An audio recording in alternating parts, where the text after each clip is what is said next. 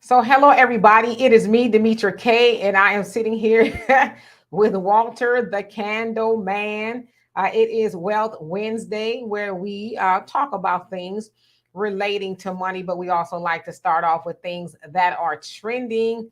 So, today we're going to have what I call the Cheesecake Factory discussion. Or something along those lines. Of course, you guys, if I'm sure you've all have seen it trending. So we're going to get into a discussion around those things. But off the top, I'd like to say the purpose of the Demetra K Show is to promote Black love, knowledge, and understanding of all things that go on in the Black community to make us an even better people, with the emphasis on even, because we are great people, but we can always strive to do better. I'd like to also say a big giant thank you and welcome to YouTube and Facebook. You are the other side of the conversation. Not only are you just viewers, but we do occasionally share the link so that you can come on and express your opinion. And of course, if you guys have something else that you want to talk about, please throw it in the comment section. I'll look at it and see if we can discuss it. Uh, what else was I going to say? Oh, I was going to say, of course, you guys, as I said, that's Walter. And he is our resident financial guru. He has worked with a whole host of people, and he'll tell you guys about it along, the time that he is here on the show. But he has about 30 years experience with finance and I guess everything in between. So he is a wealth of knowledge. We are lucky to have him on here because Walter's a very busy man. He's always doing something in one of his businesses, but he sits with us for free and imparts knowledge on us so that we can be better financially off. So we appreciate him dearly for that. Miguel, now you know you gone, right? You know you gone. Blocked. Uh, I don't know what Miguel is. He likes to come on and waste Gmail's time with creating a whole bunch of emails. So it's like, whatever, dude. But anyway, Monet, how are you doing this fine evening? So, of course, we'll give everybody else just an opportunity to come on before we get started. But we are indeed going to have the discussion about the Cheesecake Factory. And I'll get a little bit more into that so I don't have to repeat myself. People are like, what are we talking about now? Hey, Black America, how you doing? Yeah, why I'm gonna keep kicking it out? Because he's silly. I'm all for a good hearty har and a chuckle here and there, but people want to come on acting stupid. We ain't got time for that. Black people, we are up against it, and the last thing we need is people who are not reflective of us coming in here being a distraction. So that's why he keeps getting kicked out. He doesn't mean anything good here, so he can go on somebody else's chat and do all the silliness, but not here. Michael, how are you doing? Arniva, what's going on with you? Yeah, Big Money Walter. Big Money Walt is always out there trying to make a buck. I ain't mad at him at all. So I forgot what I was saying, but anyway, yeah, we're gonna have that discussion. So Walter, what's going on with you? Oh, I'm just chasing the money, trying to stack some money so I can move, get out of this country. Actually, I'm gonna be back. I'm gonna visit this country, but I want to be to live in a couple other countries. So I'm working so hard so I can buy me some land and houses in another country. Well, make sure you buy me one too. I just need let's put me a little like back house on one of your properties. Make sure it has enough room for me though. You can visit. I mean, I ain't gonna be at all of them all the time. Okay, I'll visit. I'll be a very long-term visitor. How about that? We have rental agreements for people like that. Yes, indeed. And African Violet, Black First, how are you doing this fine evening? All right, so I guess we'll go ahead and get started. Of course, we know there's a lot of other things going on in the world. If you guys do have any, Black America says, can I come? Can I come get a couple of candles? You can go, yeah, for sure. My website will be back up in a few days. You can get as many as you want. Just let me know it was you. I'll send you some free gifts. Right. So anyway, there's a lot of things that we can talk about. We can get into those, but first, as I said, we're going to get into this little Cheesecake Factory debate. Now, I first saw it, I guess, sometime last week, where there's a sister by the name of Alicia who was going, I guess, on a date. Sounds like maybe it was a first date. I don't know, with a gentleman by the name of Jay. And things didn't really go her way. So she recorded it. Now I gave you guys the shortened version of it. Somebody took the liberty of editing it so where it's not 6 minutes long, and we want to thank them for that. But anyway, this is what kind of transpired in a nutshell. So here we go. Cheesecake Factory. You know? Nothing.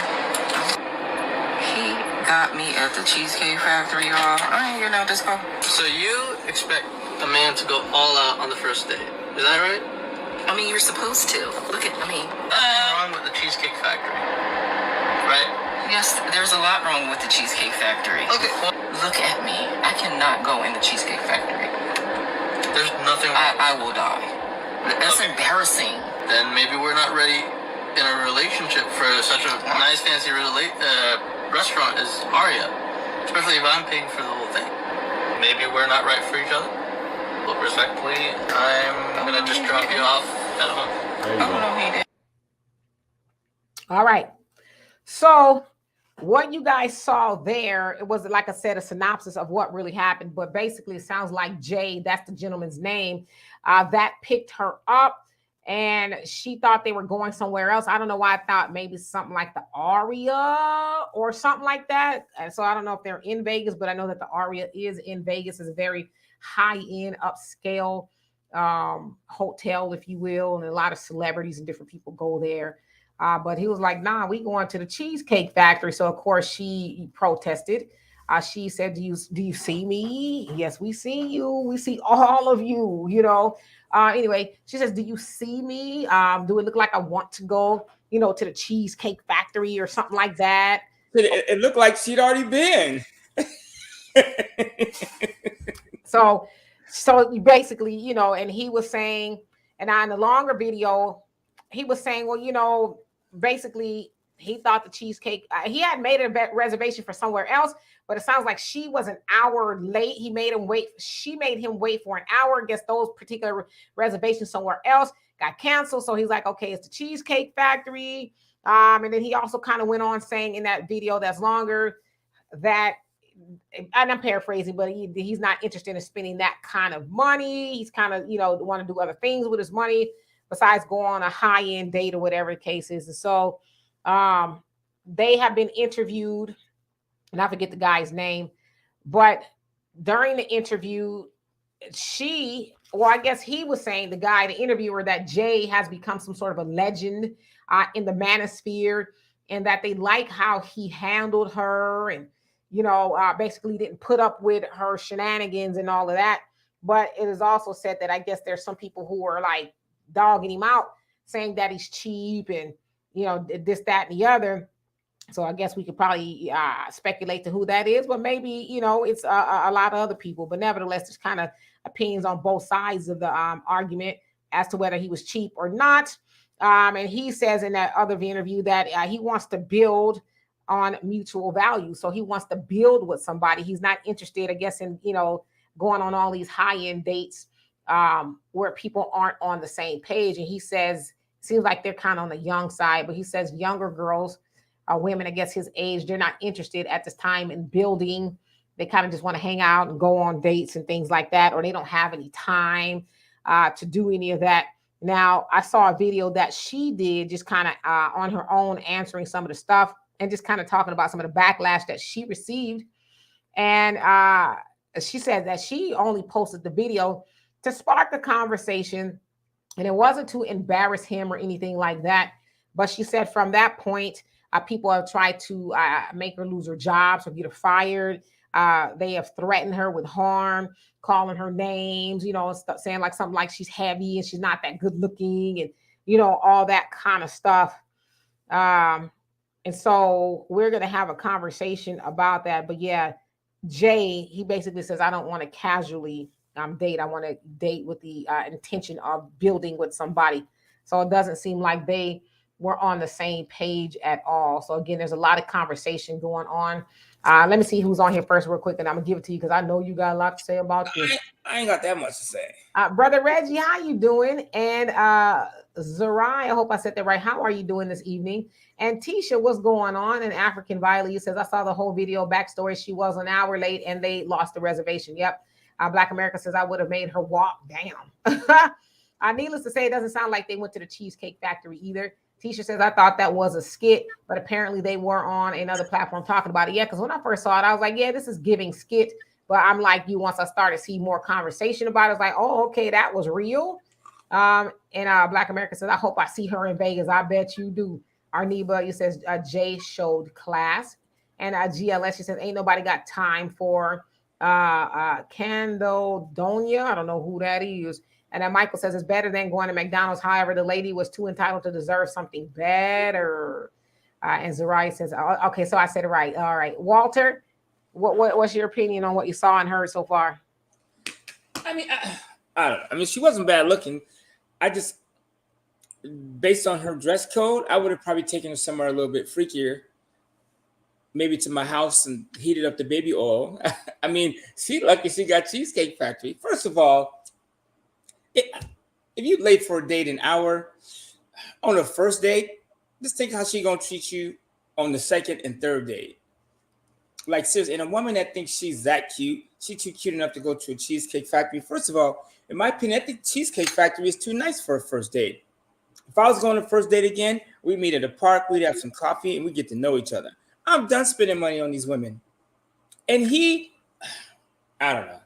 He's nice to let sit there and be on the video and recording. I would have hit that unlock button and lifted my right foot up. Well, okay, maybe I wouldn't have kicked her out the car. I might have slowed down and pushed her a little bit. But I'm taking you out. You are lady. You gonna put me on blast? Says that she said Africa said it doesn't sound like he knew he was being recorded. Damn, well, that's even worse. No, that's cool. You can't be late on the first date like that. I mean, that's just cool. And ladies, the dude said he had other priorities. I think it's cool for brothers to say, "Hey, I'm gonna stack my money. I'm not spending $300 on a first date." And I've done that, and it's like, damn. Half the time you go on a first date, especially if you're online, you don't even see him again. So you take her out to steak, take him out to steak, and it don't work out. It's just a dead first date. Even if you have the wildest, most greatest sex in the backseat with all the baby oil in the world, it's still gone, and you don't get nothing from it. So I think he taking her to the Cheesecake Factory, which is actually a pretty cool vibe. The Cheesecake Factory in Vegas is nice. The vibe is cool. It's got a like festive environment. They have all the drinks. I mean, Cheesecake Factory, they have some bomb desserts. I don't know what she's talking about. I think, and I'm not a big fan of like cheap restaurants, but the Cheesecake Factory, when somebody invites me, especially if they're paying, I'm there. It's a nice spot. And so any woman that's feeling like this dude is cheap, y'all just keep being by yourself. Get you a cat. You know what I'm saying? And cats are nice. They'll do what you say. But like, ladies, y'all have to start confronting women like this. No death threats. That's silly. But come on now. A brother wants to like take you somewhere chill, and you were an hour late. She's lucky she was on a date at all. I'd have brought her to the house and be like, everything is closed. And that's about how long it takes a baby oil to heat up. So that would have been me. Yeah, so like I said, and hello to everybody that came on, and thank y'all for reminding people to hit the like button. I love and appreciate you for that. When I first saw the video, I thought, okay, surely this is a joke. And now, Africa, you're saying African rather, you're saying that he didn't even know that she was recording. Well, yeah, that's messed up. And so it's like, well, if he didn't know he was being recorded, then clearly you did that to embarrass him. Like, normally you say, hey, I'm doing this for the gram, I'm recording, but you didn't even tell him you were doing it, or whatever, and you uploaded it. And my thing is, what response did she think she was gonna get?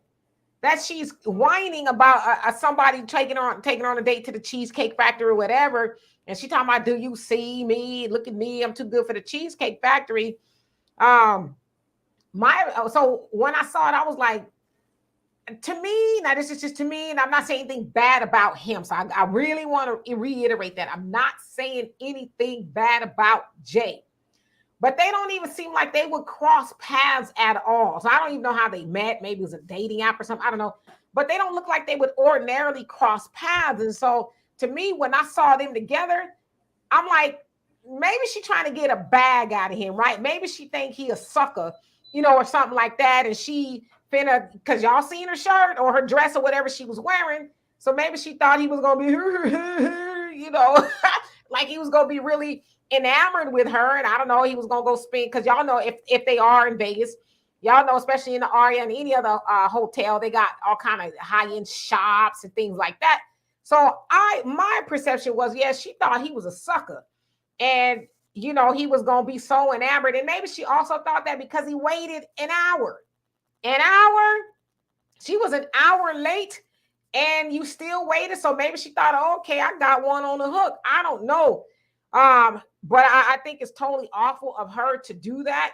And I think it's really horrible, but I don't think it's horrible enough for people to be threatening her, trying to get her fired. I mean, what does her opinion or what she did to that guy on the internet have to do with her job? I mean, I don't understand why we do that kind of stuff unless she's just a harmful person. But trying to get her fired, like for me, I don't get that wrapped up into the lives of other people.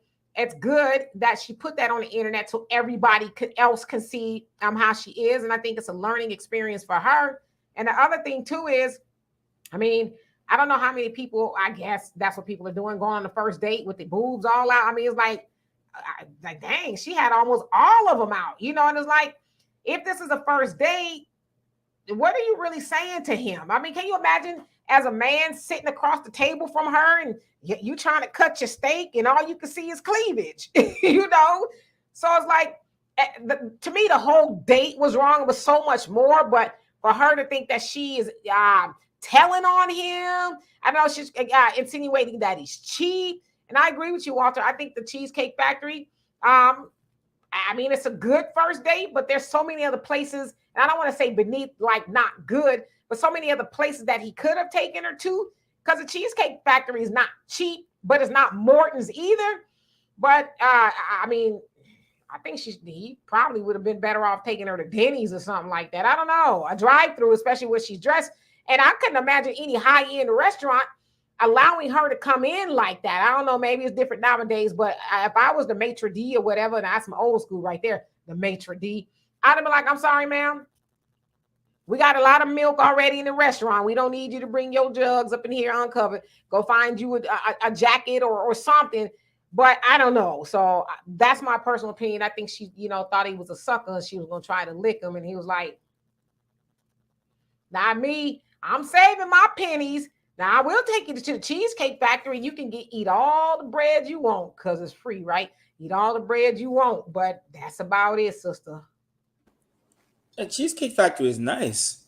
I mean, it's actually a really good first date because it's so noisy. So you're not in some quiet white tablecloth restaurant where it's just you and a few people. You have everybody to socialize with, people to interact with. You can see how she does with other people.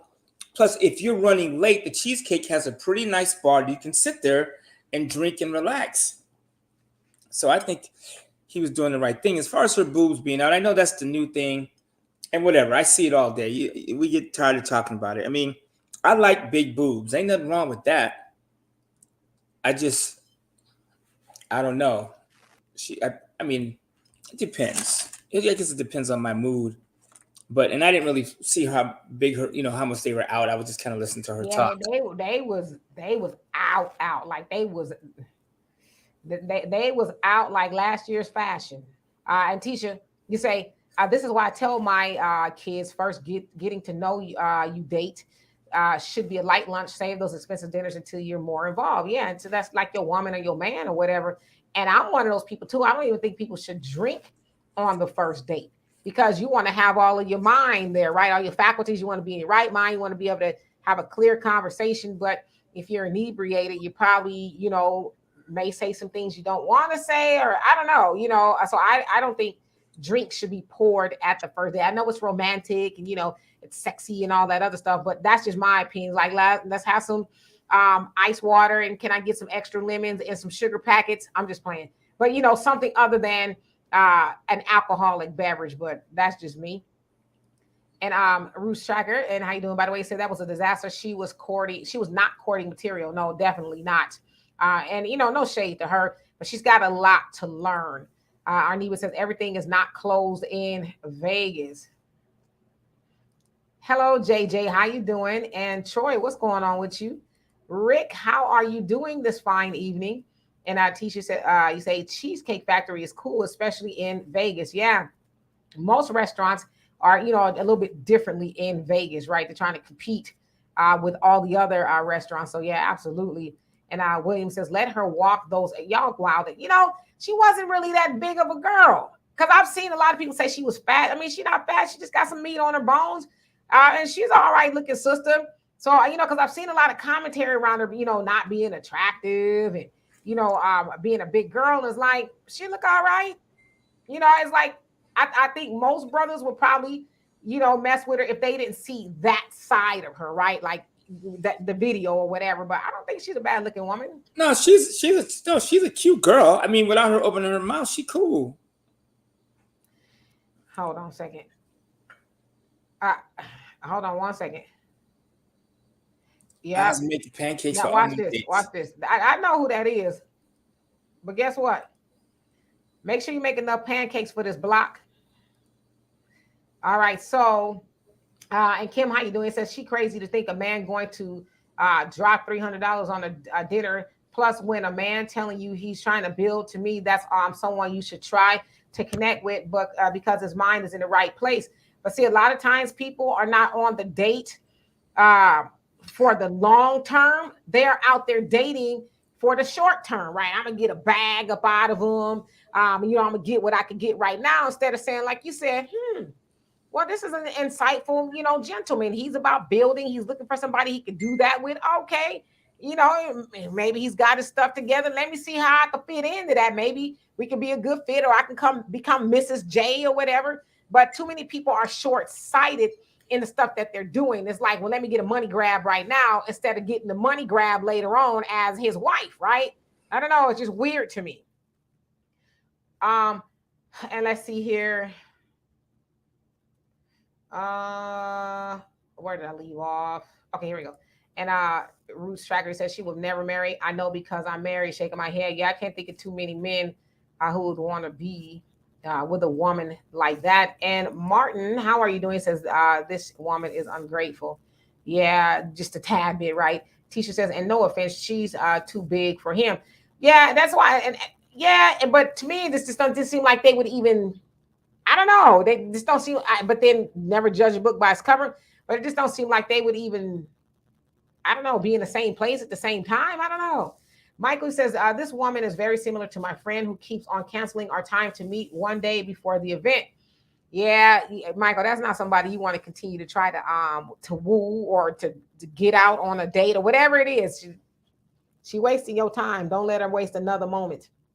That's the best I could tell you. Janelle, how you doing? He says, I'm simple. Our spots are Texas Roadhouse and Star Pizza. We enjoy these places and they're budget friendly. Yes, indeed. I don't know where we've gotten into the ideology that it has to cost a lot of money to on a first date to prove you want to be with me. It's like, no, I ain't got to be doing that. And, simple is always nice as well, because when you go out, the food is just something you're indulging in, but you're really having conversation, camaraderie, and connection and all that other stuff.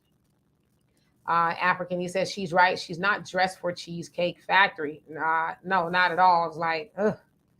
Yeah, Tisha, she was very delusional. And Kimmy says she thought he was going to be an easy target. That's kind of the gist that I got.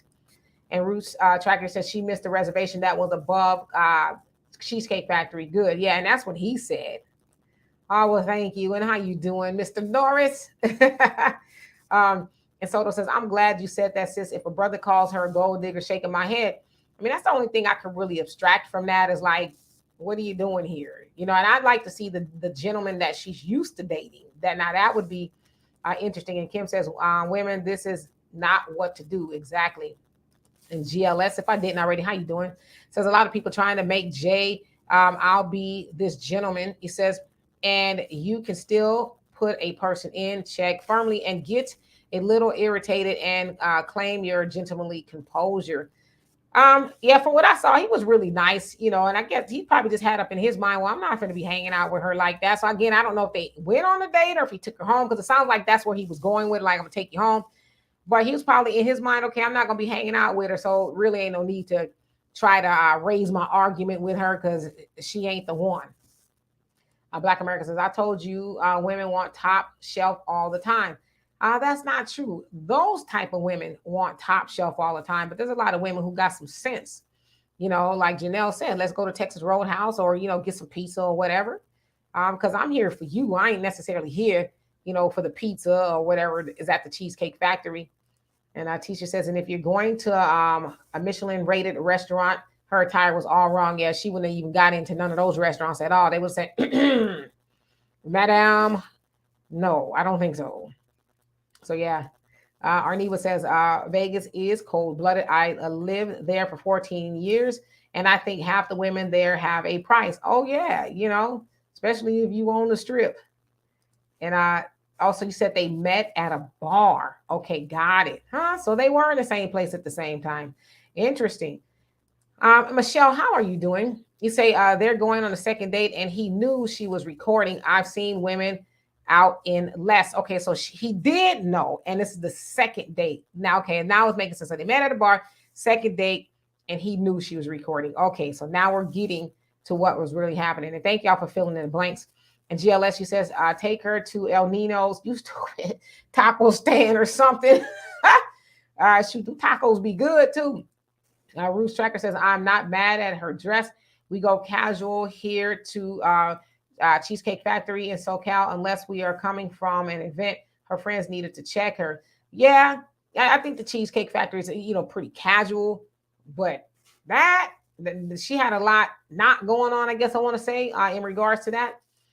Black America says, if you spend money on dinner, you get the yams. No, that's not what that means. No. Rashad, how you doing? I see you got some cheesecakes up in there. Monet says, I would have waited 15 minutes and left. Yeah, he was very gracious. An hour, but now it makes sense. They met already, but yeah, I would have just said, nah, she ain't interested. I'm not going to be out in the car or wherever he was waiting for no whole hour. Michael says, the woman is beautiful. I think she's beautiful as well. Root says, Tracker says, she's not bad looking. No need to tear her down, and looks her behavior. Yes, yeah, but I agree with you. I don't think she's a bad looking woman. Yeah, Rashad, she's nice looking. And you say, oh, Michelle, she's almost 6'2" also. Yeah, that's a whole lot of woman right there. And how tall was he? If anybody knows. And what's this? That's some more cakes. And Jay Joe, long time no see. Thank you so much for the donation. Love it. Appreciate you for that. Says she wore that dress to get him to trick his money off under the false implication that he'll get laid. Also, she's going to take the 5-star food to eat crazy to the broke guy. She really wants to blow her back out. Wow. I mean, I don't know why you would go out on a date with all of your business out like that. That is just, it's amazing to me. And I guess, I don't know, I would feel uncomfortable. And poor guy, can you imagine, like I said, him sitting across the table trying not to look or trying to look into her eyes, Bernard, how you doing? He says, I thought it was a fake skit. I did too, but apparently it's not. Black America says she's a big woman. She's 6 feet tall, for real. Yeah, she what they, I guess, would liken to an Amazon, whatever. Bernard says, almost like propaganda against Black women. You think so? J. Joa says, let's be real. She's strong. She's a strong 5. If she didn't have a huge breasticles, she looked like a chick who works at a warehouse. Let's be real. Respectfully, you are wilding today. You also say vast if extra, you mean by all his rent, electricity, all his rent, electricity, and money. Lord Benson, how you doing? Says these entitled Big Shirleys are a trip. Wow. I Bernard mean, says, I don't think she was bad looking. She was actually pretty, in my opinion, she was actually pretty cute. I mean, she's someone I would date. So I mean, I know I'm 5'9", 6'2". That's probably a little bit too tall for me. Um, but she was a cute girl. I mean, I don't know. She looked cute to me, and he looked like a tiny dude. So it's really he's sitting to the side. It's kind of hard to tell how big she was. But it shouldn't matter how big she was. I mean, she's cute. If she was nice, it wouldn't matter. But yeah, and that wasn't a good look for black women. I didn't realize the dude was Indian. The two don't even look good together in the first place. Like if you saw them out in public, you'd be like, I don't know. He broke the code from his family. You know what I'm saying? yeah, and that's another interesting thing. I mean, if he's Indian, they typically, don't like their children to date outside of them. So I don't know, but he said he was looking to build with somebody, So I don't know. Cosmo, how you doing? He says, unpopular opinion. I require 4 to 5 star treatment in the initial stages, not all the time, but he needs to impress me. Oh, girl, did it all wrong though. Okay, so 4 to 5 star treatment. I'm trying to think. Walter, what's a 5 star restaurant in your opinion? Because I really don't think I have an idea all like that. I don't think that was this. I don't think that's what she means. 4 to 5 treatment, in my opinion, treatment is taking you somewhere, being nice to you. I've made dinner for women, all out at my house, 5 star candles. I mean, you name it. We can go to a nice place and I can treat you 5 star. Open the door, make sure you got what you need, make sure you get home on time. If we drove separately, make sure you get in the car. If I drop you off, make sure you get in the house first, turn the lights on before I pull off. That's what I hope she's talking about. 4 and 5 star restaurants, first of all, most people have not been to a 5 star restaurant. And if you walk into a 5 star restaurant, your bill's going to be $500 on the low. And nobody in their right mind should be spending $500 on a first date. I don't care who you are. So that's insane. And so I'm assuming she's not talking. So Ritz Carlton. What's Ritz Carlton? Ritz Carlton's 5 star. Actually, you know what? That's not true. The Ritz Carlton, I've eaten there quite a bit. Their restaurants are actually pretty reasonable. That's where we used to take all the kids and all that stuff. Outside on the balcony right there, I used to take mom all the time. It's actually a pretty reasonable restaurant. The food is not super expensive. They're probably on a 3 on the restaurant scales. So I see a lot of regular people. Okay, they're not regular because they're at the Ritz, but from the menus, I don't see people balling out. I think even like a Mastro Steakhouse, which I would consider high end, is probably really a 3 to a 4. Your 5 stars like French 75 in California, or Providence in LA, where you're spending $1,000 a couple, and you have 10 to 14 courses. And I know you ain't trying to take no first date on that, unless you just want to. First of all, okay, so if the thing is to have a guy take you to a restaurant, like, first of all, most women have never and will never go to a 5 star restaurant. I've been to some whoop-ass places all around the world, and I've been to very few 5 star restaurants. And when I have, it's $1,000 easily. I took my girl to a 5 star restaurant in France, and the bill was $1,200. Same thing in Spain, same thing in Providence in LA. Our bill was $900. I try not to do that too often.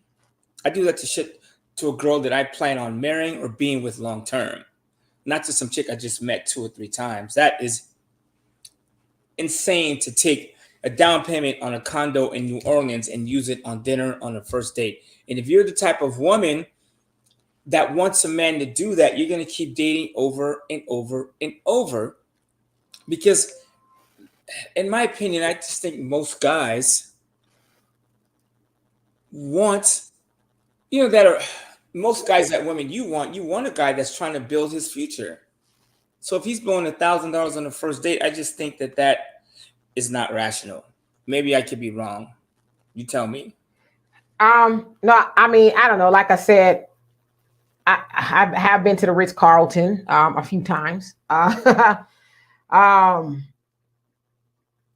yeah, I don't know. But like Cosmo said, and how you doing, by the way? She lives in Los Angeles, so it is common. And we know Los Angeles is a whole different planet in regards to dating and just going to restaurants, different experiences, and things like that. So, I mean, that may be par for the course. And you also said too that you like dating people that are in your social bracket. So I don't see anything wrong with that either. Go for what you want. There's nothing wrong with that. I would never begrudge you of that and tell you, oh no, you shouldn't do that.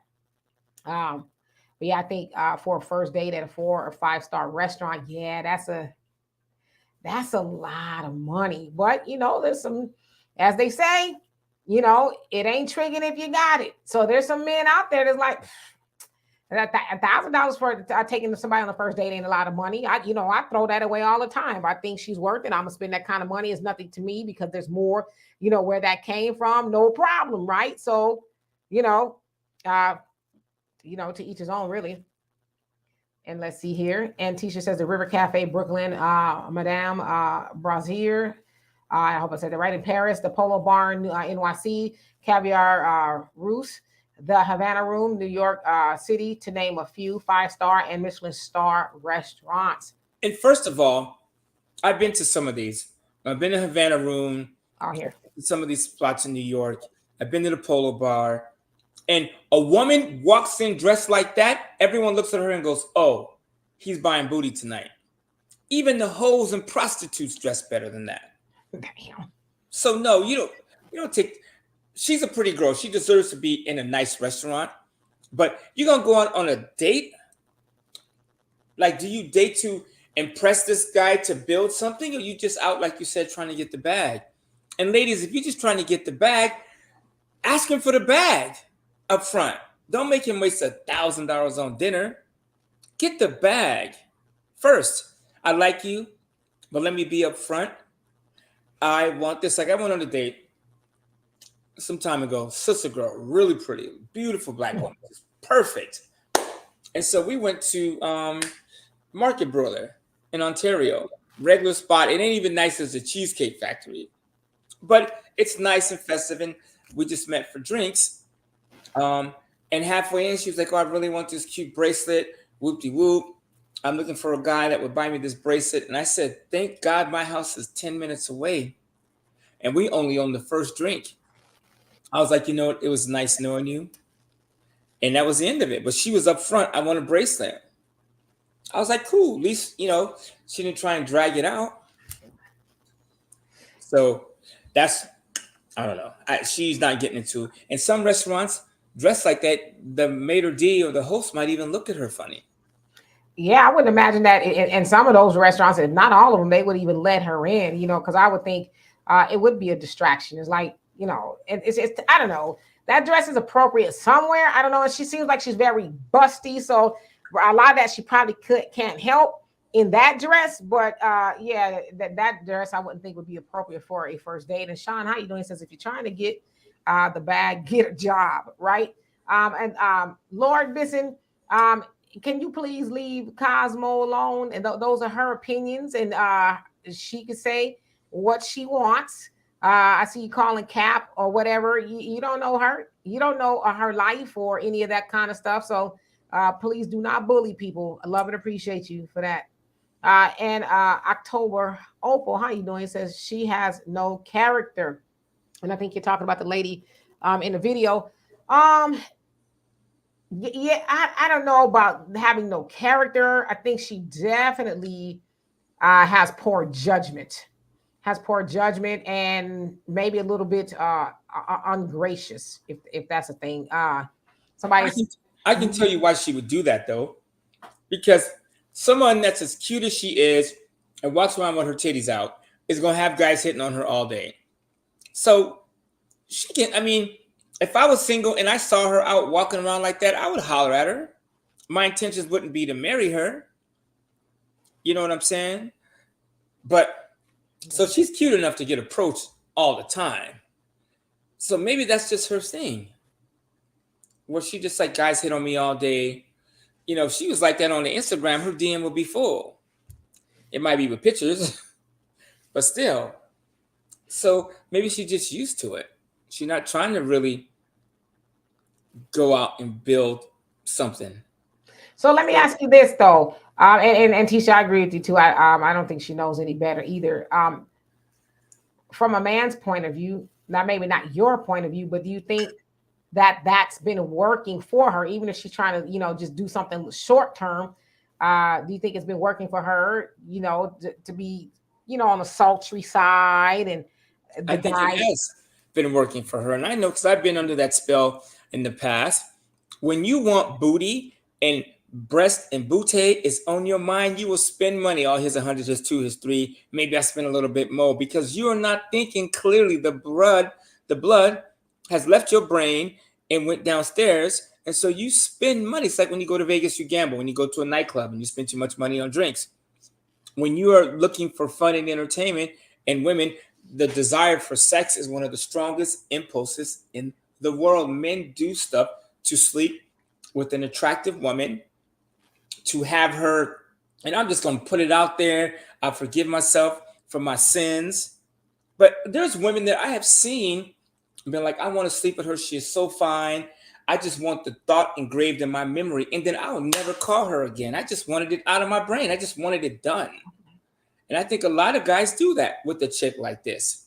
I want to sleep with her. She's not the type of woman I would want to trust to be on her own. Can you imagine, man, if your woman was walking around with her breast out all every time she left the house? You wouldn't be with that chick, right? So sometimes we just want to hit it and quit it, toot it and boot it. That's it. So I think she's getting a lot of that. And El Sanchez, how you doing? He says, good evening, Demetria. This woman is no Lena Horne. Let's be clear. I think she embarrassed herself, and whatever aftermath comes from her foolishness is on her. Hope that you're willing to bring Donovan back. Oh yeah, Donovan is he's not normally on Wednesday's show. Wednesday's show is Wealth Wednesdays with Walter, and then Donovan is on the other show, so he'll definitely be back on Sunday. Yes, indeed. But yeah, Lena Horne. No, I don't think Lena Horne would ever be out like that. And let's see here. And Sean says, I never expect anyone to do anything for me unless my husband or other than that, I go get it myself. I work. If I can't afford it, then it's not for me, period. Yeah. But I think, unfortunately, there's a lot of people, and I guess, some women who think, well, I'll, shake my cleavage and, all of that. And then there's other part of that, like you said, Walter, there are men who spend that kind of money. They think, okay, I know what she wants. She wants a trip to to the stores in Aria after we're done or whatever. So I'll buy her something, but then I'm surely gonna get a trip up to upstairs, whatever, and be able to sample some of her goodies. But of course, that doesn't always pan out, and then it's not a good look for either one of them. Here's what I tell men to do. And this is adult game. Because I've made those mistakes, taking a woman out, spending too much money, thinking I could build something with her, be intimate, whatever. And that's complete foolishness. What I would do now, if I was a single man, y'all can hate me for this, but I'm going to tell you it's the truth. It's in the manual script. If you go, and I had somebody in business tell me this, if you're going out with an attractive woman and you're kind of confused about what you might spend, he goes, take care of yourself first. It's easy to go on a date with a clear mind. And I went, damn, that's a good idea. It sounds gross, but it is so true. No, I've actually heard that before. That's the advice that is given to men before you go out on a first date. Like you said, y'all could fill in the blanks. Take care of yourself first. That way your judgment is not off and you're not thinking about, getting under a dress and, all that other stuff. You can, like you said, you can have a clear head, no pun intended. Yeah, you know what I'm saying? Or call a neighbor or somebody. I need your help for a minute, But go with the clear head. That does help.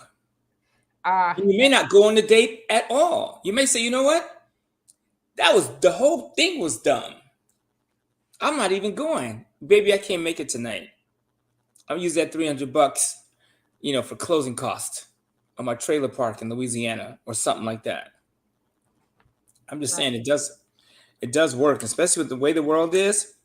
I don't know how women are not aware of this. Like, I was in an Uber car today. Uber driver got out and opened my door. I was like, whoa. I was like, hey, brother, how you doing? I go, that was really good service. He goes, man, I have to step my game up. Waymo, these robots are taking over the Uber, and we are about to be out of a job. Us, truck drivers, blah, blah, blah, blah, blah. He goes, I got to step my game up. The point I'm making is the way the world is going and the economy is shifting, you think we would all be wanting to save our money. You in the car with a dude that's like, hey, I have other priorities. Like I want to build our wealth together. I want to get to know you. We could do some stuff together. That's who you want to be with. That's the dude that will back you, that will have your back. Like the girl I'm seeing right now, most of our conversations about money. Let's start this business. Let's start this. I said, outside of sex and us watching movies, we're talking about money. Even when we're having dinner, we're talking about money. How do we have dinner like this in Paris and have a house there so we can afford to be free in case stuff goes down here in the US? Those are the dudes you need to be looking for. So, and then otherwise, because it's going to become a day where you're balling out and then one day you're going to be sleeping in the car. And I can't remember where I was. And the guy pointed out, there's a lot of people sleeping in their cars. Oh, especially nowadays. Yeah.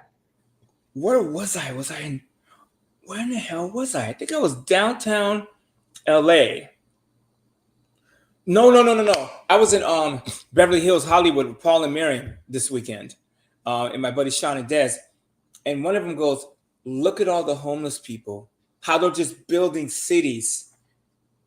This is nothing compared to what it's going to be. Hold on a second. El Sanchez, who is your cousin, if you don't mind me asking before you leave? And then Tisha, I am busting a sweat, and it's only 82 degrees here. I think it's a hot flash. Tisha, we're going to get your question as well. But El Sanchez, who is your cousin? All right. So let's see here. And Gino, how are you doing? All right. So here we go, Walter. Finance question. I just liquidated some stocks and rolled it over to a Roth IRA. Am I going to get hit with capital gains tax? I feel like I made a mistake. Actually, no. Rolling into a Roth IRA, you don't get... Well, let me back up. That's not true. When you roll into a Roth IRA, you have to pay the income tax, which is worse than capital gains tax. Because anytime you draw money from an IRA, you have to pay regular income tax because the money that you put into a regular IRA is deferred income. So when you then undefer that income and pull it out, you have to pay tax on the way to the Roth IRA, which then gives you the ability to have that money sit there and grow tax-free while it's compounding. And then assuming you've had the account 5 years and you're 59 and a half, and you have to hit both. Like if you 59 and a half and you've only had the Roth 2 years, you got to do it at least 5. So that could be a good idea if you're going to wait for that money to your 59 and a half and you've had the account 5 years. But you look pretty young, so I don't know if that's the move. I would see if you can undo it. I know sometimes when you roll money to an IRA, the government, or they will give you 60 days, I believe. It could have changed to undo it. And maybe 90, I'm not sure. So maybe check on that. I think the best thing to do for somebody that's really going after it in their life and trying to build wealth, I think, is to move into a self-directed IRA. And then you go buy some things in the name of that IRA. And then you can, have access to that money and grow your business. And then if you get the business going, you can pull money out and then pay tax. And depending on your age, you may have some penalty too. So you're 50, so you got 9 years before you can legally touch that money. But with the Roth IRA, because you pay tax on the principal belongs to you. The earnings have to sit there till you're 59 and a half. So there is some benefit to the Roth if you're going to have it sit there for all those years. But you have to figure out what you want to get done. Like I have someone that's close to me, she's got a 401k and she wanted to withdraw from it and do something. I was like, no, silly rabbit, borrow from the 401k. She was competing for a rental. Every time she tries to rent a house, somebody else beats her out of it. So I said, borrow the money from your 401k because there's no tax and you just pay yourself back and use that big down payment and pay the rent up front for a full year. And then the money that you would have been paying rent, stack that to the side. We can replace the money that you took out of your 401k. So things like that you can do. So it really just depends on what you're trying to get done. So what I'm saying, me, with the way the world is going, I wouldn't be so heavy into stocks and bonds. I'd probably be leaning more into hard assets, things that I can physically touch, feel, if that makes sense. Because when it goes down and you have a piece of land and some animals and some vegetation, water, and electricity, even when it goes down, you're still in a position where you're like in a safe spot or safer. You're better with an RV with a piece of property connected to water and electricity and food source. You know what I'm saying? That's kind of where I would be if it were me. And the last good man in Jersey, how you doing? He says that woman fumbled a doctor, so he was a doctor, huh? Over the cost of a meal, and that dude said he was hunting for a wife. Yeah, see, that's what I'm saying. Some people they focus on the short term opposed to the long term, right? The short terms, I'm trying to get a bag right now, whatever that bag is, opposed to okay, let me see what he's like, and I can help him build or whatever the case is. But yeah, that's wild, especially if she did that. And Cosmo, you say when you enter a certain social status and income bracket, you want someone on your level. Guys can become jealous when their woman makes more money.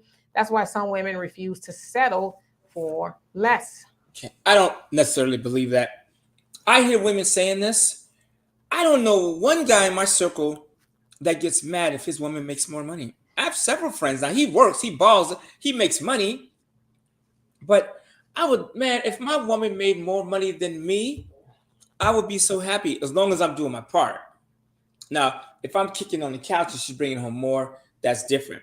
But if I'm working my butt off and I'm making 200 grand and she makes 375, there's nothing wrong with that. The problem is women, you guys sometimes take the dollar sign and you make that first. Oh, I make more than him. Go sit down. I'm the boss. That's a mistake. So I don't know. Like I said, I don't know too many guys that gets irritated. What we do is we get irritated if a woman doesn't bring enough to the table. So you make more money. There are a lot of good men out there who don't mind, but you don't get to be a witch. Oh, I make more money. I'm a boss. You don't get to do that. You still need to find a line with your relationship. Treat each other like you made the same, or treat your man like you made less, or whatever it is. But because you make more, it doesn't make you a boss. And I never got that too. I mean, if a woman is making more than a man, I mean, I guess it could be like an ego thing, a macho thing. But it's like if the woman loves you and she's not holding it over your head, like, I'm the boss in the relationship because I'm making more money than you, then I don't see what the problem is. Now, of course, when you get married, you're supposed to marry what you have together as well. Now, of course, I know you have your own bank account and they have their bank account, but you're supposed to have a joint account and all of that. So if she's making more, it's your money too, just like it's vice versa. So I don't know. I just think people have a funny way of looking at it. And the media has destroyed it too, especially in Black movies. Black women in Black movies, if she makes more than the man, it's all. If you look at what's that movie with all those cats, Steve Harvey and all them. You know what I'm saying? How to Think Like a Man or a Lady or whatever it is. Yeah, the whole thing they did with Taraji Henson and the brother that plays her opposite. He's a cook, but they spent so much time on him hiding what he does, and he's acting like he drives a nice car, versus saying, "Hey, man, this dude is nice to me." You know what I'm saying? This guy is a gentleman. Who cares if he makes $50,000?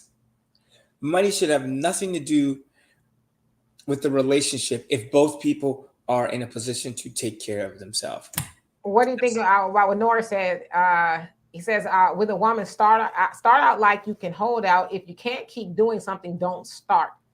So basically saying, don't, I guess start out the gate, you taking her to Ruth Chris and all that other stuff. And then later on, it's like, I ain't even really got it like that. I spent half of my rent trying to impress you. From now on, it's going to be like, McDonald's. So what do you think about that? Well, again, starting out me on a first date, like if I was going to do a first date again, I would go somewhere chill. We can relax, maybe grab a drink, but just somewhere we can just sit and chill. I like to go to places and bring wine, like maybe like a movie. You know what I'm saying? Do something fun, like bring a flask and put it in your jacket pocket and go watch a movie. Let me say this. In facts, not feelings. I want to get to your comment as well. See, I am that chick. Now I ain't gonna take no flask or whatever because I don't really drink or nothing like that. But yeah, we'll have all kind of stuff in my purse. Uh, a whole meal. We ain't gonna be buying all that high food up in the up in the theater. Now we might get some popcorn or whatever, but we gonna stop and get something, or I'm gonna make something and I'm gonna put it in the bag and we gonna go up in there. It's gonna be smelling really good up in there. People gonna be like, nah, no, they ain't selling no fried chicken or whatever up in this movie or whatever. So yeah, that's me all day long. We sneaking a whole lot of stuff up in this movie, and we stopping by the Dollar Tree and we getting a box of candy for $1. We ain't gonna spend $5, $6, $7 on a box of candy at the movie. See, that's me. I would never expect for a guy to take me to a movie, and it's cool if he wants to. But I would be on the front end of that, like, no, okay, let's make a stop, I've made a stop by the store before. He picks me up or whatever, and buy the candy and stuff. That way, we ain't got to spend he spend all that money at the movies. In fact, my feeling says when my wife started making more money than me after, and how you doing, by the way? He says after I helped her to get to that level, she started saying, "And I'm only wow, I'm only with her for the money." The delusion was real. Yeah, she got a big giant head along with that extra money, and that's not cool. She's probably a nightmare for somebody else if that's her attitude. I mean, that's just silliness. And let's see here. The last good man in Jersey. He says men don't have an issue with women out earning them, but men have a huge issue with being treated like they're less than. You also say high earning women who can't keep men usually can't keep their ego in check. I totally agree with you. You're making more money than your man, and somebody you're gonna build with. You should never hold that over their head, because I remember Monique.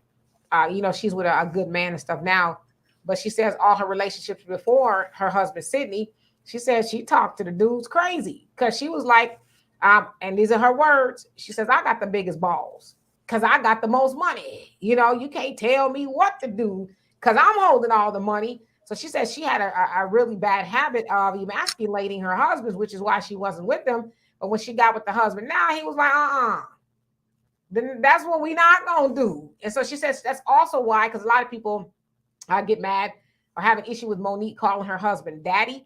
She says, I call him daddy for a few reasons, but she says the main reason is because he, in a sense, raised me. She said, I didn't have a good relationship with my father or any other male figure.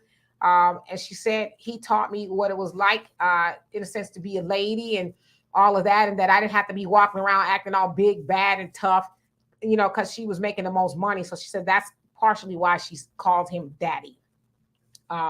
So absolutely. And Brina, you say right. And Cosmo says, child, I take whole meals to the movie. You know what I'm saying?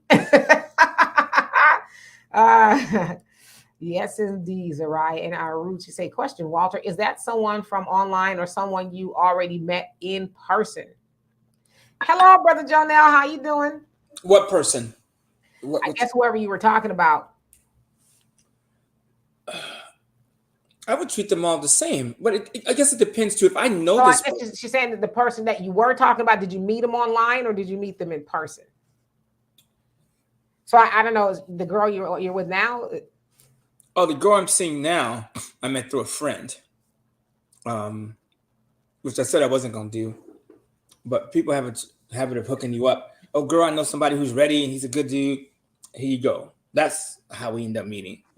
But if I know the person, I would then we can move a little bit. Like when I dated my last girlfriend, I knew her for 3 months. We were friends before I even hugged her too long. And then at that point, we went, whatever. We were doing big things because we had already known each other. I knew who she was. But it was a little bit different. But even when I dated her, and the funny part is me and her have been broken. Our relationship has been over for 6 months. Me and her still have property and stuff together to this day. And we speak like never, like text once in a while, da da da da da. She sent me a message today about something.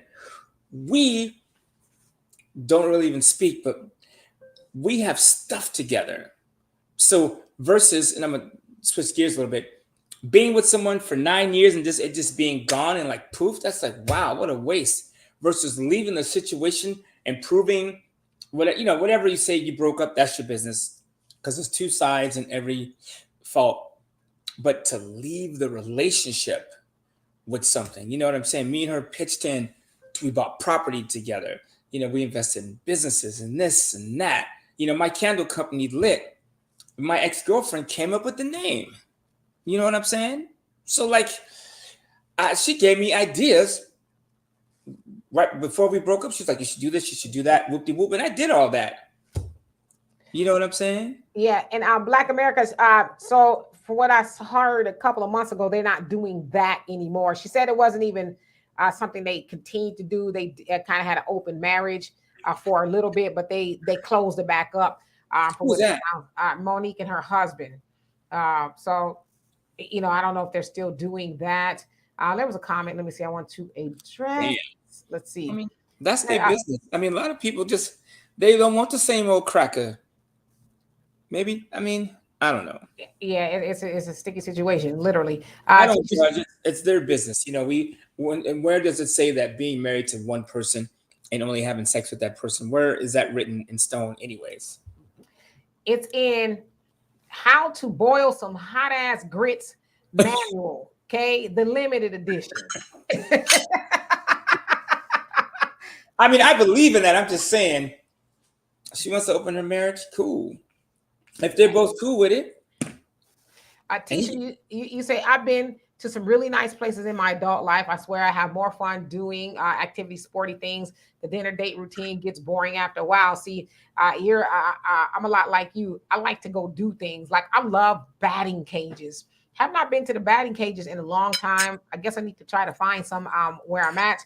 But I love doing stuff like that too. Like actually doing things. Of course, I like museums and all that kind of stuff. But I like activity dates as well. Dinners are cool. But if that's all we're going to do is like, okay, let's get outdoors. Like I'm an outdoorsy person. I might want to go on a hike. Well, there's not a lot of places to hike around here, but walking or, just something that we're actually, being active. So I totally agree with you. Let's see here. I like this comment too. And Shania says, me being the woman I am, I don't expect a man to pay every time.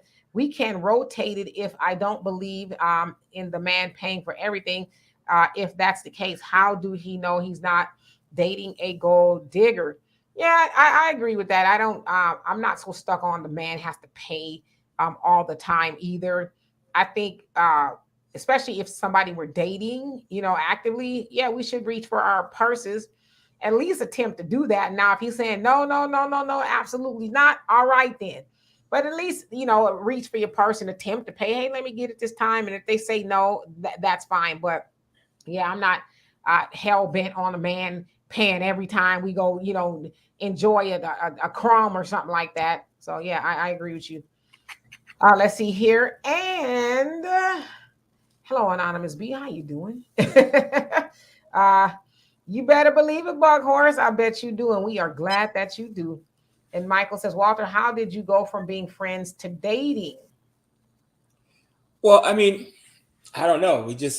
And I've done this more than once, actually. Twice. We met at work and she actually approached me at my desk and asked me for financial help.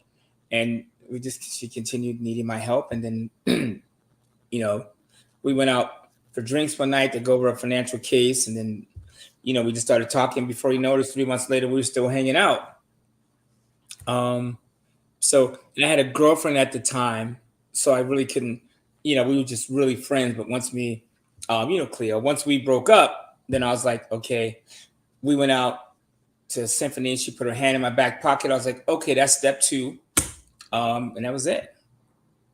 So let me go. Let me get to this question too. Hold on. Sorry, I got a couple of questions for you. Facts Not Feelings says, no man in their right mind will be with a woman who wants to have an open marriage. There will be dudes lined up around the corner while you will be lucky. Lucky if you score one woman a month. You know what? That's probably true.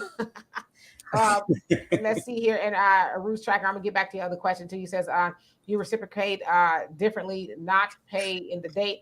Get a man a gift every 3 dates, nothing too crazy. Yeah, I like that as well. Show some appreciation, right? Hey, Kiki, how you doing? And our teacher says, yes, sis, museums, biking, axe throwing, my favorite. Laugh out loud. I tried axe throwing. I was like, I don't have the hang of that. So maybe I gotta try that again. But it wasn't bad. It was just kind of hard for me to, stick it. I guess you got to get the right, I guess, the timing or whatever it is. But Walter, here's a question for you.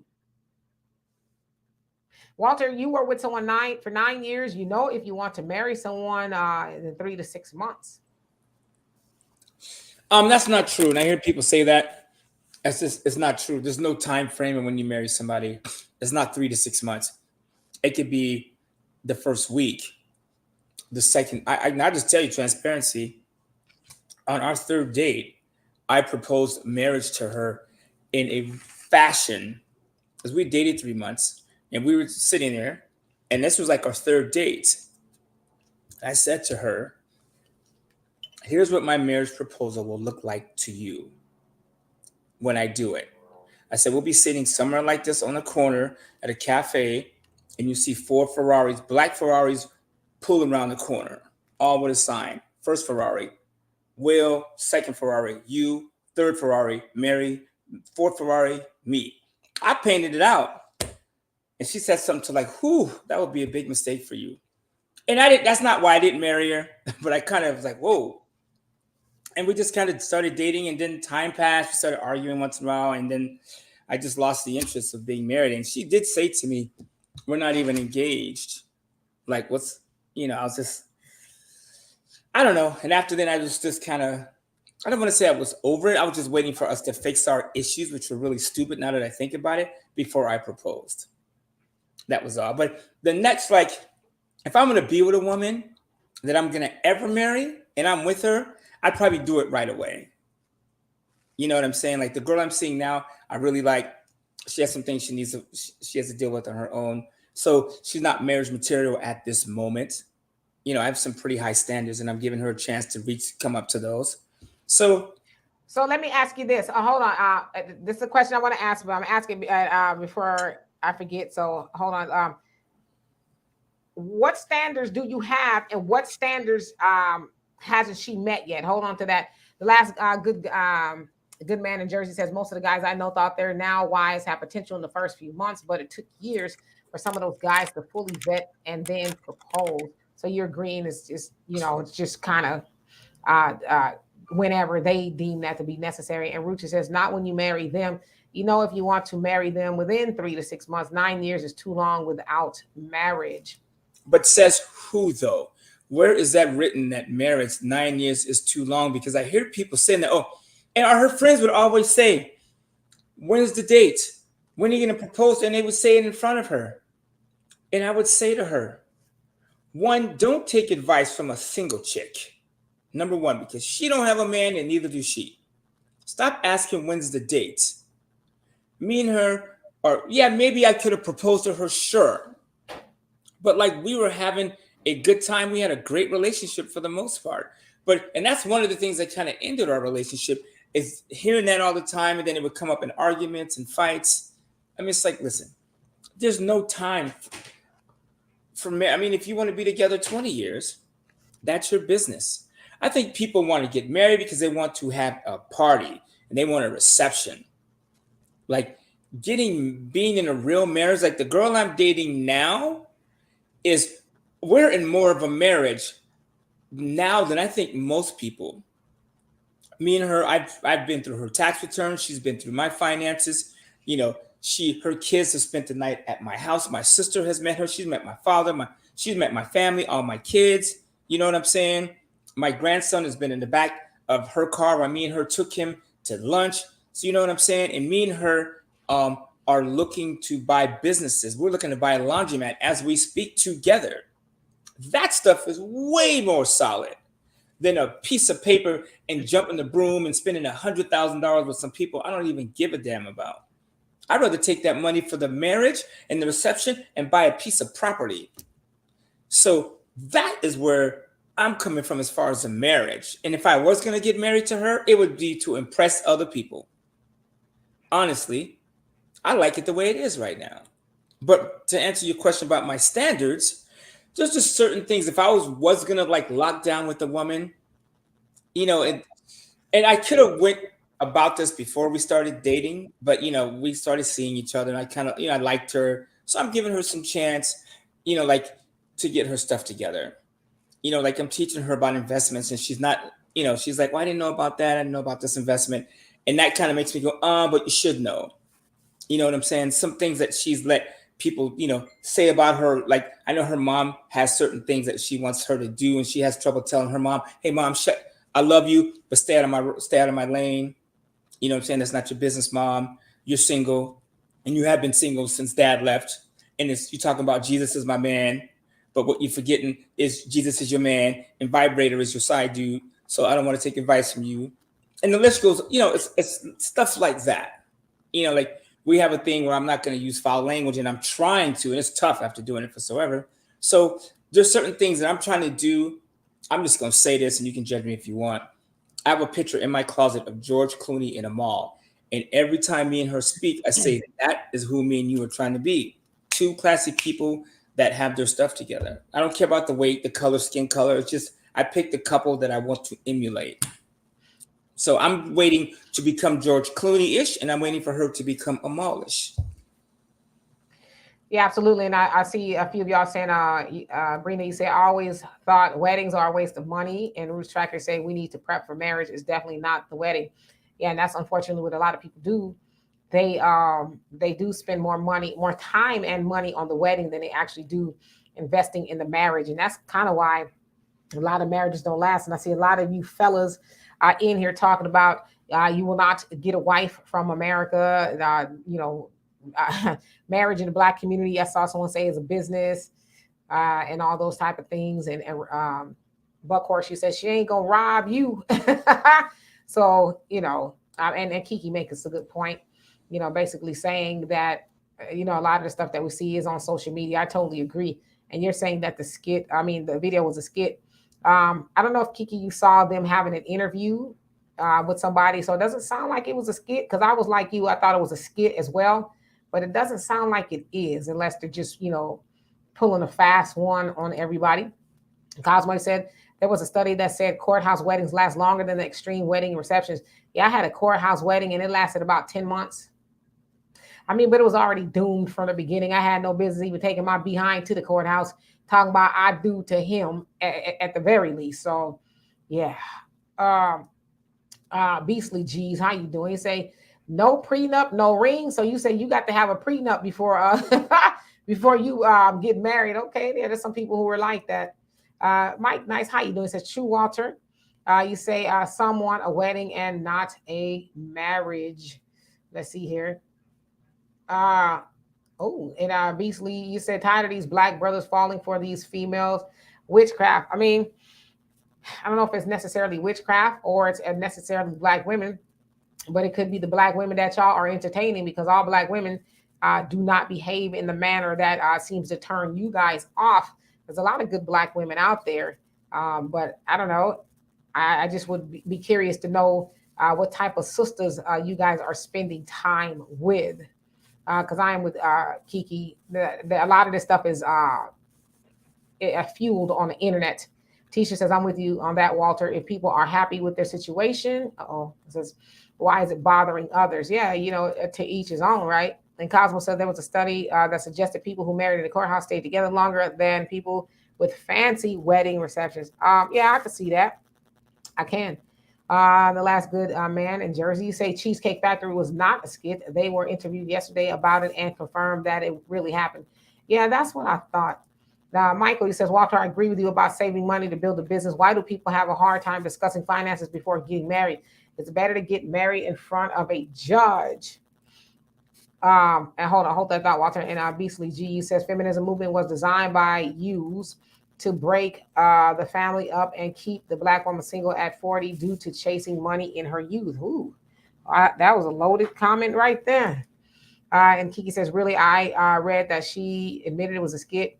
Shaking my head. These people are so desperate for attention. You really don't know what to believe. Yeah, I saw a video of her. She was talking about it. And she's saying that she's getting a lot of threats and things like that.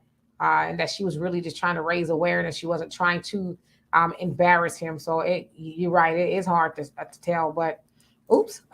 That's a dang lie. Don't you recording it? You come on now. You recording your date? You're doing that to put the dude on blast. She's the chick bending over in the gym in booty shorts, talking about the dude is trying to look at her booty. She did it. She did it to herself.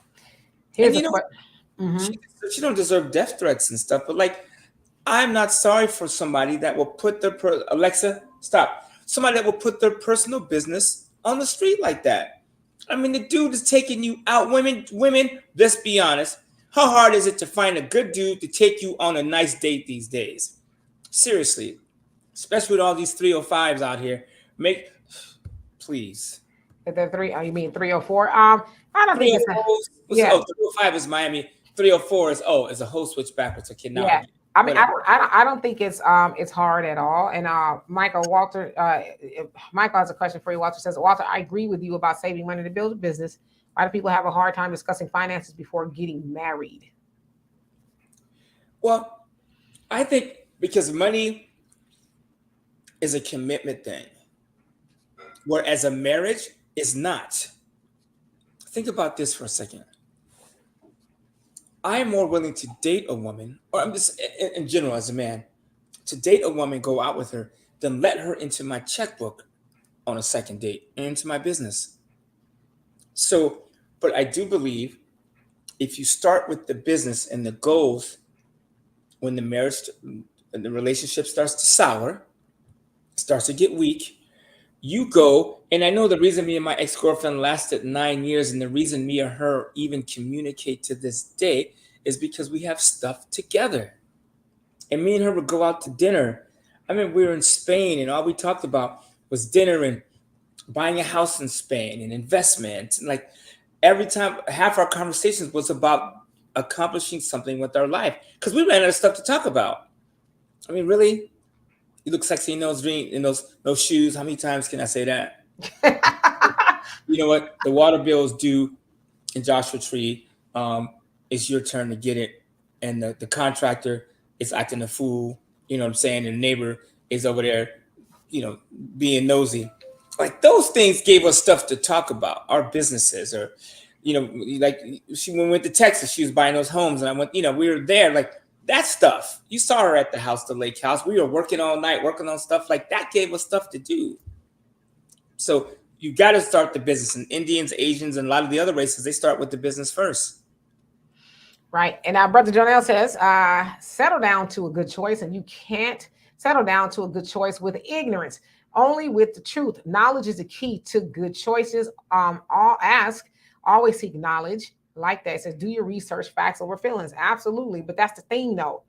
People are settling down in ignorance, have no earthly idea. Even a lot of people don't even know who they are, what they want, let alone who the other person is and what they want. We talk about that a lot here. A lot of people just hopping in the bed and they're confusing, as you say, feelings for facts or feelings for things that matter. After you do that, it's like, okay, like you said, Walter, what else are we going to talk about? How often can I really compliment you? Which I think you should do that. But okay, what next?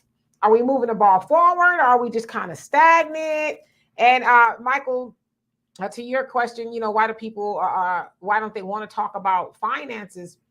I just think maybe some people, maybe they're embarrassed, maybe they feel like they're going to be judged, or maybe some people are like, I don't want him or her to know how many zeros I'm holding in my bank account. Whatever the case is.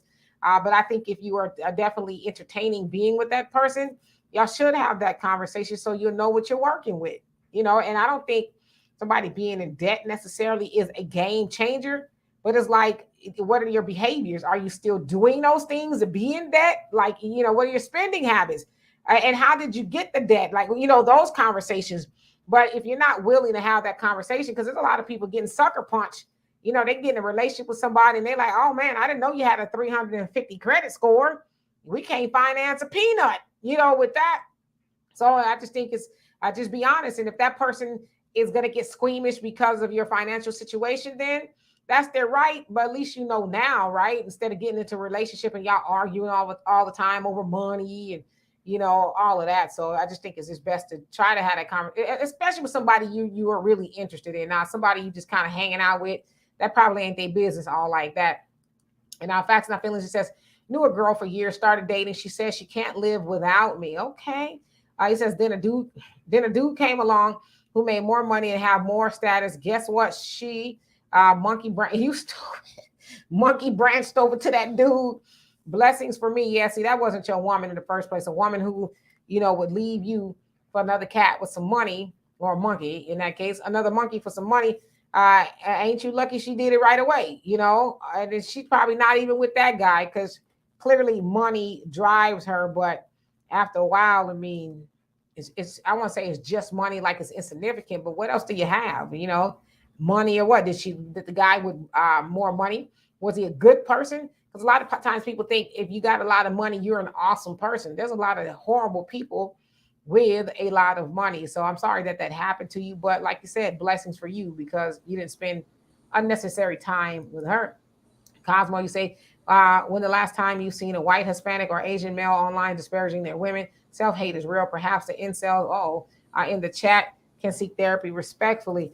Yeah, well, I just think in general, it's a conversation amongst Black men and women that we really have to be a little bit more logical with, because I know a lot of times things on the internet get said and they're not necessarily true.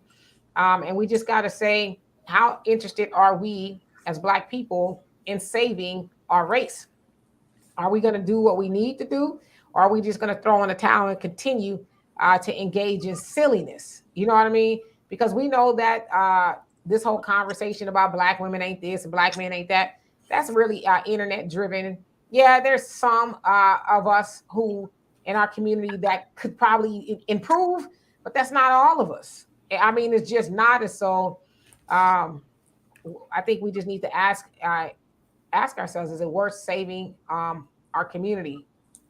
And Kiki says to the brothers who keep generalizing all Black women, here's a word of advice: try paying more attention to the women you do want instead of the women y'all claim not to want, and your views will change. It's millions of sisters out here that most of y'all will never meet. Stop compartmentalizing all of us, please, and thank you.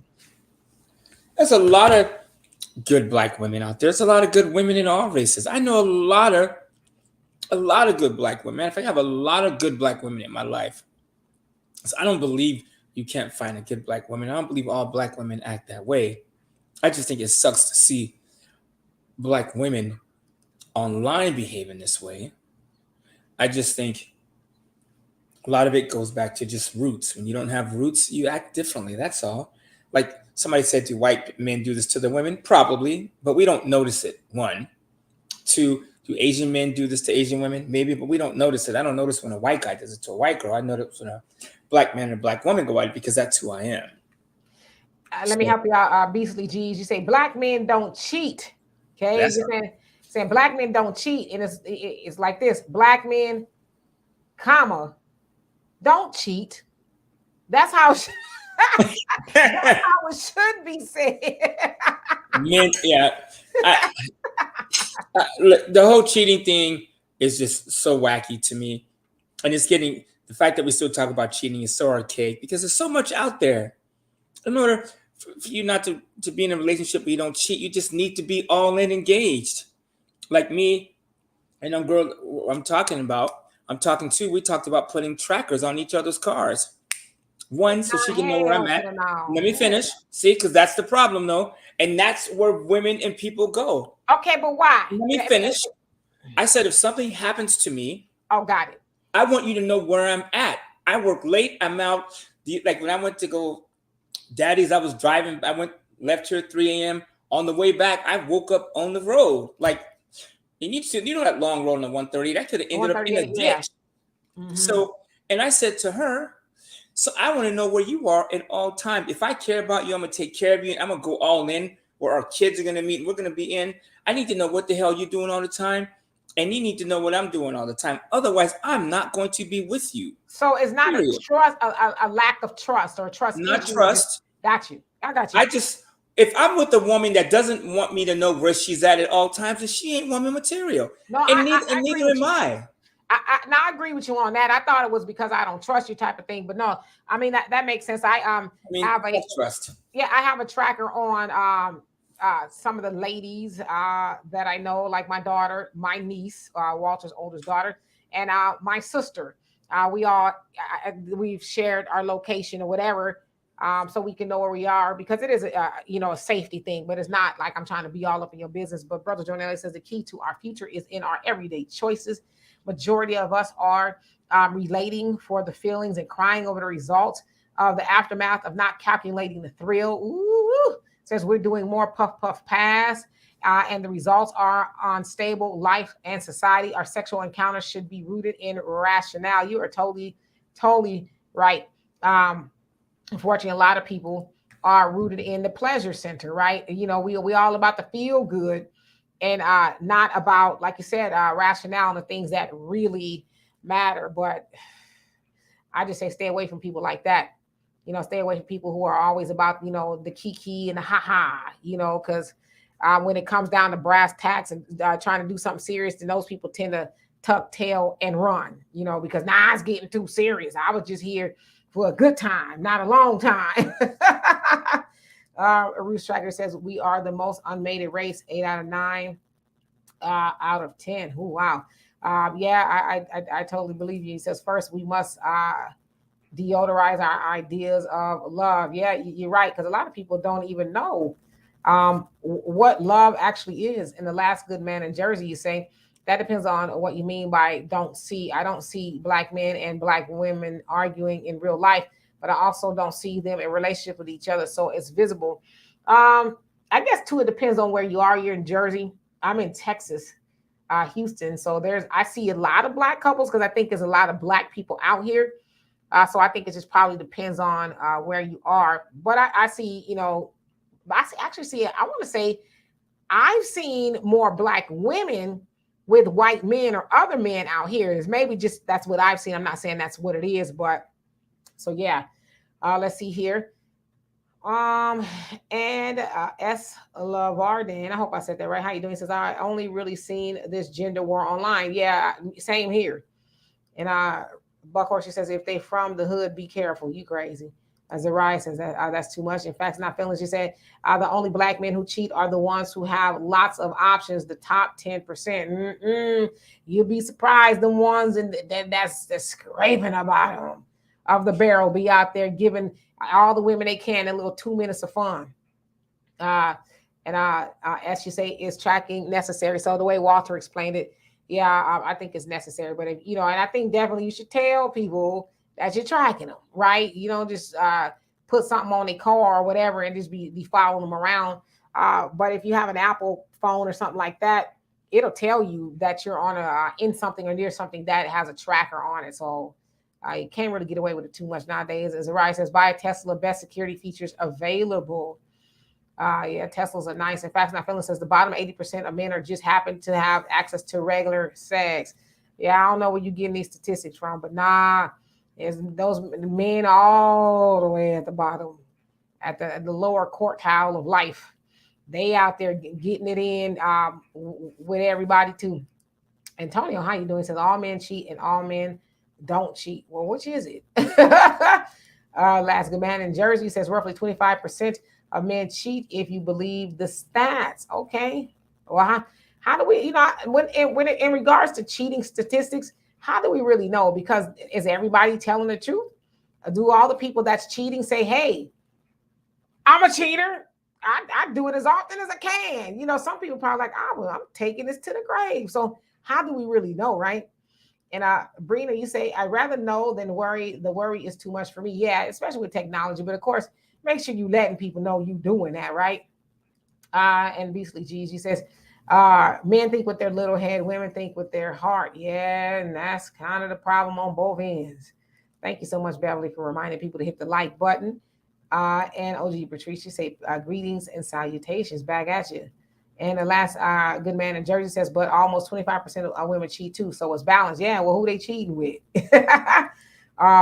Kiki says, black degradation brings money and views. We have to see That's where social media has been a blessing, bringing important awareness. It's been a travesty to the dynamics between Black men and women if we don't wake up and realize that social media is being used as an intentional modern day catalyst to destroy us as a people. We're doomed. I totally agree with you. That's why I said I try not to participate in any of that, because I realize there's a lot of that going on. Michael says, when men and women discuss finances early on in a relationship before getting married, they are less likely to file for a divorce. I can see that because you know what's going on up front, right? It's not um it's not a surprise. And Beastly G's, you said almost every woman has a backup man. I don't know about all of that. I ain't never had no backup man. That guy from Texas, how you doing? And Brother Jonell, you say the Honorable Minister Farrakhan really details the roots of sexual encounters in his 4-part lecture series that's a must study even for our youth and especially adults, called How to Give Birth to a God.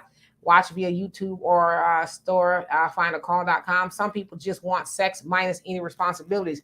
Yeah, and I would venture to say that's a lot of people out there. They're actually mistaking sex for a relationship, and it's not. It's just relations, but it's not a relationship. But yes, How to Give Birth to a God. You guys check that out. Cosmo, you say a leader doesn't create baby mamas, nor do they blame women for their issues. They also don't spend their day complaining about the women of their own race. I would just keep on reading. And you say you are in New Orleans. You know, I went to New Orleans for my birthday in April, and I fell in love with it. And I must go back. I want to go back before the end of the year. It's just an awesome, awesome city. A lot of culture, just the ambiance, just everything about it. I really loved it. We stayed on, I can't remember, I think it's Canal Street. And then Bourbon Street was right around the corner. So we stayed, what was the name of that hotel? It's almost literally right on the corner. I think it's Canal Street. I could be wrong, in Bourbon Street. But just a very nice experience. We did a lot of free stuff there. You guys' drink, the Zazarak, that's you guys' drink. We went to the tour. It was free. I learned how to finally enjoy alcohol. What is a Zazarak? It's I forget what it is, but I did that. Went to a free tour, museum tour, and y'all always have festivals and stuff going on. So there was some sort of a music festival going on. Saw Big Frida there. So yeah, I tend to go back, but it is literally right up the street for me. But Walter, you should go. You were really. We actually used to live in New Orleans. We were kids a long time ago, but Walter, yeah, that'd be a nice place to visit, New Orleans. Let's see here. Cosmo says exactly. It's online. You can tell these people don't go outside. Uh-oh. And you also say, that there's a lot of Black couples in my city too. Yep. And we know that there are, but I guess online is just. He said a guy put a tracker on my sister's car without her knowing. See, that is so bogus right there. Like, what are you doing that for? Just tell me. You know, I'll share my location with you, but you know, as far as you doing it without me knowing, that's a no-go. And Brina says they catch fire. I won't park next to them. Talking about the Teslas. Uh-oh.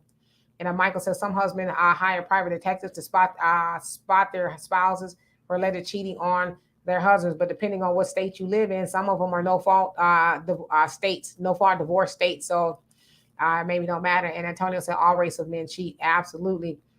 Kiki says I'm going to find this on YouTube. Yep. How to Give Birth to a God. Everybody needs to watch that. And Beastly G says those be the same women who got the most to say about Black men, please. Uh-oh. Absolutely. Farrakhan forever. I usually have some bracelets that say hands off of Farrakhan, and I'm with Farrakhan, but I forgot to wear them today. But absolutely. And Michael, you say, Demetrius, should men learn how to cook and do other house chores in addition to doing yard work, mowing the lawn, etc.? Absolutely. Men should learn how to cook. Just because you have a woman at home that perhaps does all the cooking like I did in my relationships, it don't mean that you shouldn't know how to do it, right? What if she's out of town, or as I said yesterday, she's sick or something and she just can't for whatever reason? You should be able to, like I said, learn how to boil hot dog water at least, or heat up a can of soup, or I don't know, something. Yeah, so I think it's a valuable skill, because as a bachelor, who's cooking for you? I mean, your mama might be cooking for you, but what if your mama ain't cooking? Yeah, and I'm sure eating out gets kind of expensive and it's not good for you at all. I know men who are bachelors per se, they eat out all the time, and it's like I can tell a person who eats out a lot and does not have a healthy diet. You can see it in their skin, and just it just doesn't look good because when you eating out all the time, there's processed foods, there's no nutrients in drive-through foods and stuff like that. And even the high-end restaurants, they're putting a lot of crap in there to make it taste good, so you'll come back. So yeah, men should learn how to cook because when you do get a wife, you don't want her to be or you don't want to rather be a hospice husband where your wife is having to take care of you because you clogged your arteries with Taco Bell every night. So yeah, learn how to make a salad, some lean meat, some vegetables, and all of that. But and yeah, me, I personally know how to do landscaping and all that. I can actually do my own yard. I just don't do it here in Houston because I don't like all the wildlife that be running around here. So I have a guy, Terrence. He's a black gardener. Love and appreciate him dearly. He takes care of the yard. So let's see. Beastly Jesus says, I learned how to cook to feed myself. I just so happens I'm good at it. You see what I'm saying? And women like that too. Women like a man that could cook. Like, hey, they come over to my place. Like Teddy Pendergrass, come over to my place, sit down, sit your pretty self down, pour a glass of wine, and then you cook it like that. That is everything, I think, to women to see a man cook. Oh, yes, indeed. But yeah, see, now you're good at it. What's your favorite thing to cook, if you don't mind me asking? Buckhorse, you too. What do you like to cook? What is your, like, if you were entertaining a lady at your house, you're gonna cook for her. What would you gentlemen cook to impress her? I can't wait to see this. And S. Vardan, I'm sorry. He says, my husband tried to make me do all the cooking back when we dated, but I started showing him how to cook. That was a good bonding experience. Yeah, you could The cook transmission together. is slipping. You're not on mute. Let me reach you. Yeah, that's a good bonding experience. Being in the kitchen, cooking together, and all that. But I'm just one of those people. I don't mind doing all the cooking. In fact, I love to cook for my man and eat all of that. That doesn't bother me at all. So, but yeah, it's definitely is a great bonding experience. Brina says, "I never been with a man that couldn't cook. Not always a good thing, ladies. Yeah, learn how to do something. You know, can you make a grilled cheese sandwich?" I think men should learn, not should like they have to, but I think they should learn. I love cooking, man. And because you have control now that you can cook, you can make dinner for your woman. I cook for my girl all the time, and she will sit here with her camera going and squeezing her thighs or whatever she says, like watching me cook. Squeezing her thighs. You know what I'm saying? What was you making? She tried to talk me into putting on an apron butt neck, and I was like, "Girl, slow down." What But was you making? oh, I put a lamb chop in the oven, 500 degrees for 12 minutes with some crushed rosemary, salt and pepper, and a little olive oil. Oh, it was a panty dropper. I'm gonna leave it like that. But if you can cook, you have power too, because then you have other options. And man, let me tell you, if you're a single dude, being in a grocery store with a list and a shopping cart, man, I had a woman walk up to me and say, "It is so attractive to see a man in the grocery store." And I have that happen to me multiple times. And you by yourself too? Oh, please. Women are scoping you out because they want a man that can take care of business. He ain't a hostage. And you can cook and do the grass work and make money and be nice to her and give her massages and just like for my woman, when she stays the night, I make her coffee every single morning. Every day she leaves, before she takes off to work, when she is here, I make coffee for her and it blows her away. You don't have to do that. I go, I know I don't have to do that. But I'm just doing one more thing so when you leave here and do the day, you can be like, damn, I got a good dude. I need to not screw this up. I saw recently you wild. They talk about some doggone TV dinners. Facts not feelings. What's your go-to if you was gonna impress a woman? What would you make for her? And in Buckhorse, you said steak, greens, rice, and gravy. All right, now shit, you trying to get her to never leave, huh? Really nice. Okay. And Damon, you talk about Gordon Ramsay don't have ish on you. What you cooking to impress a lady? Yes, Walter actually likes a good lamb chop. I guess that's his go-to. Got her squeezing her damn thighs together. Maybe she had to go to the bathroom or something. I don't know. I love the young animals. That's all I'm saying.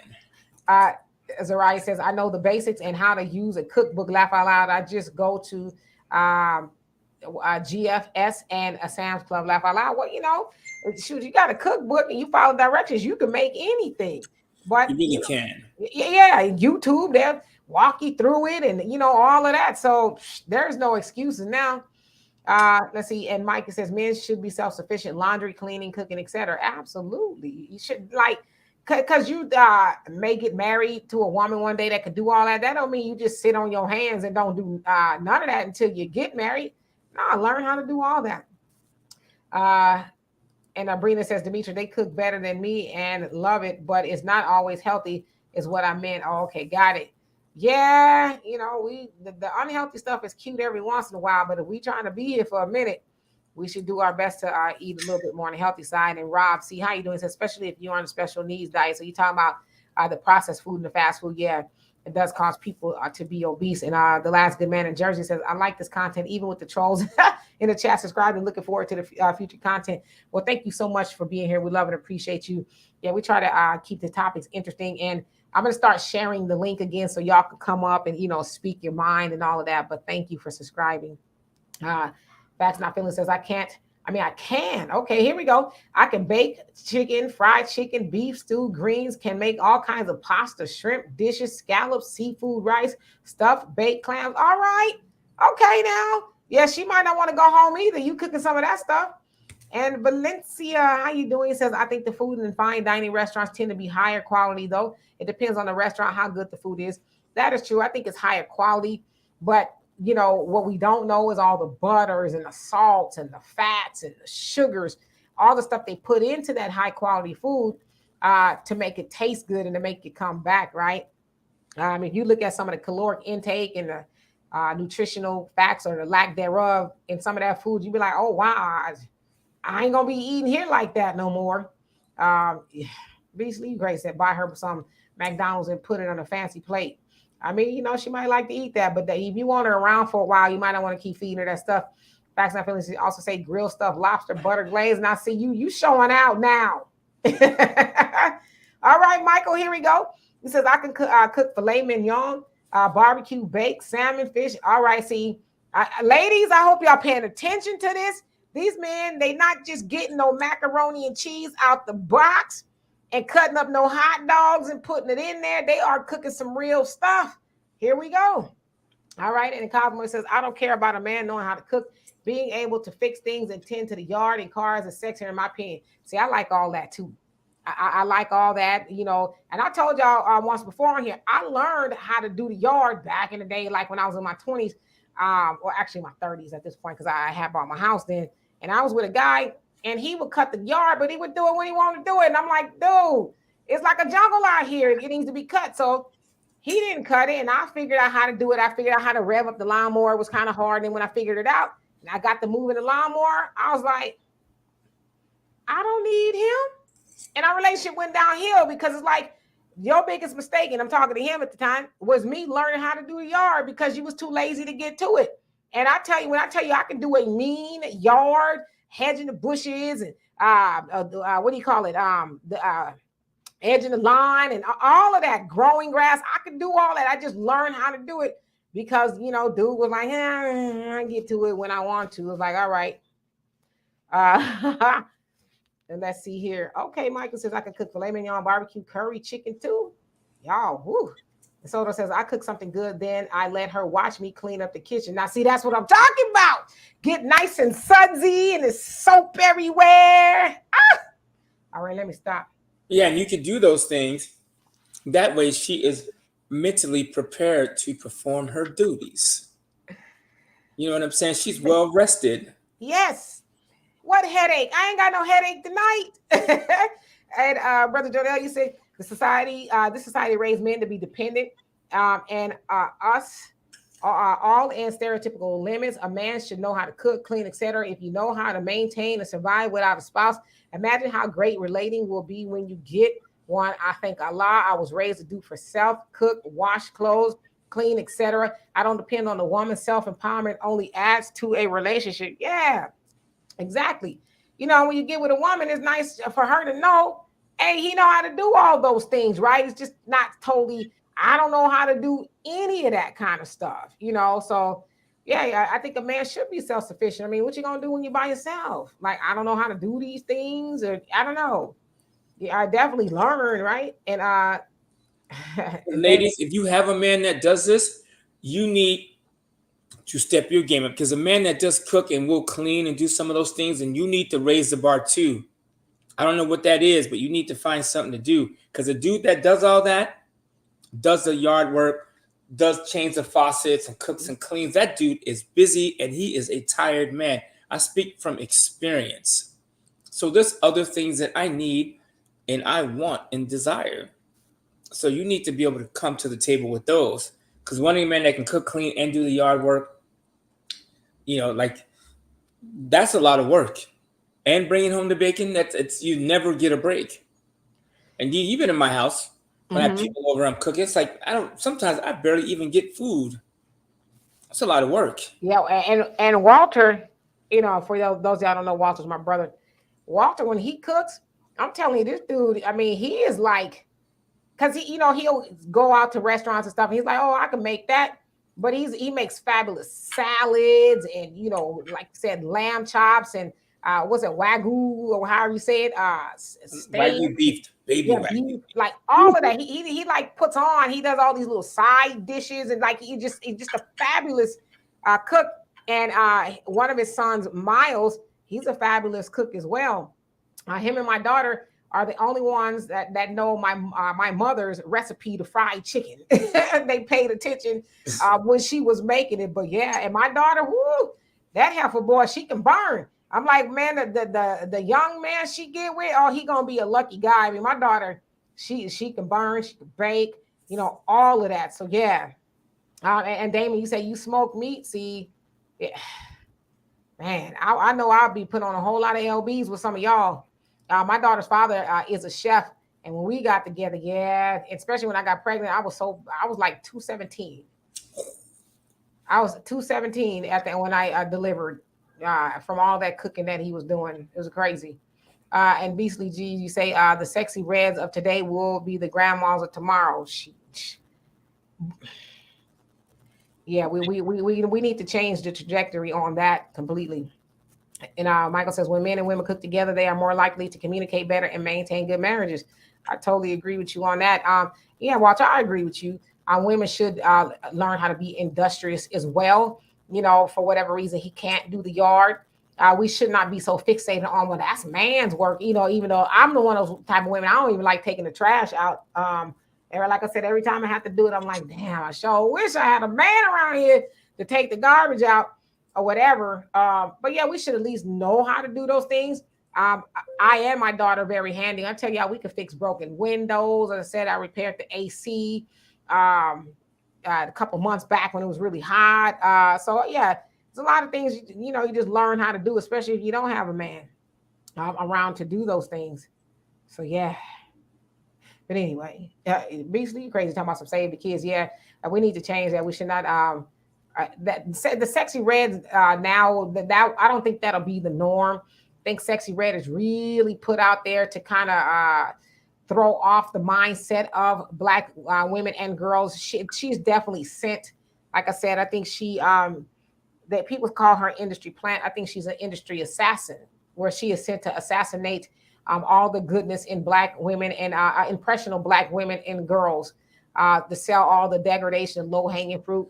Want to understand now she, married to some other degenerate, or not married, I'm sorry, pregnant by some other degenerate out there, and just the worst behavior that is perpetuated. But that's what I think her goal is, and she's sent by, y'all know who she's sent by, to just do the most. So we need to educate our daughters to combat that. So when they see a sexy red, they'll be like, "Ew, she's gross,"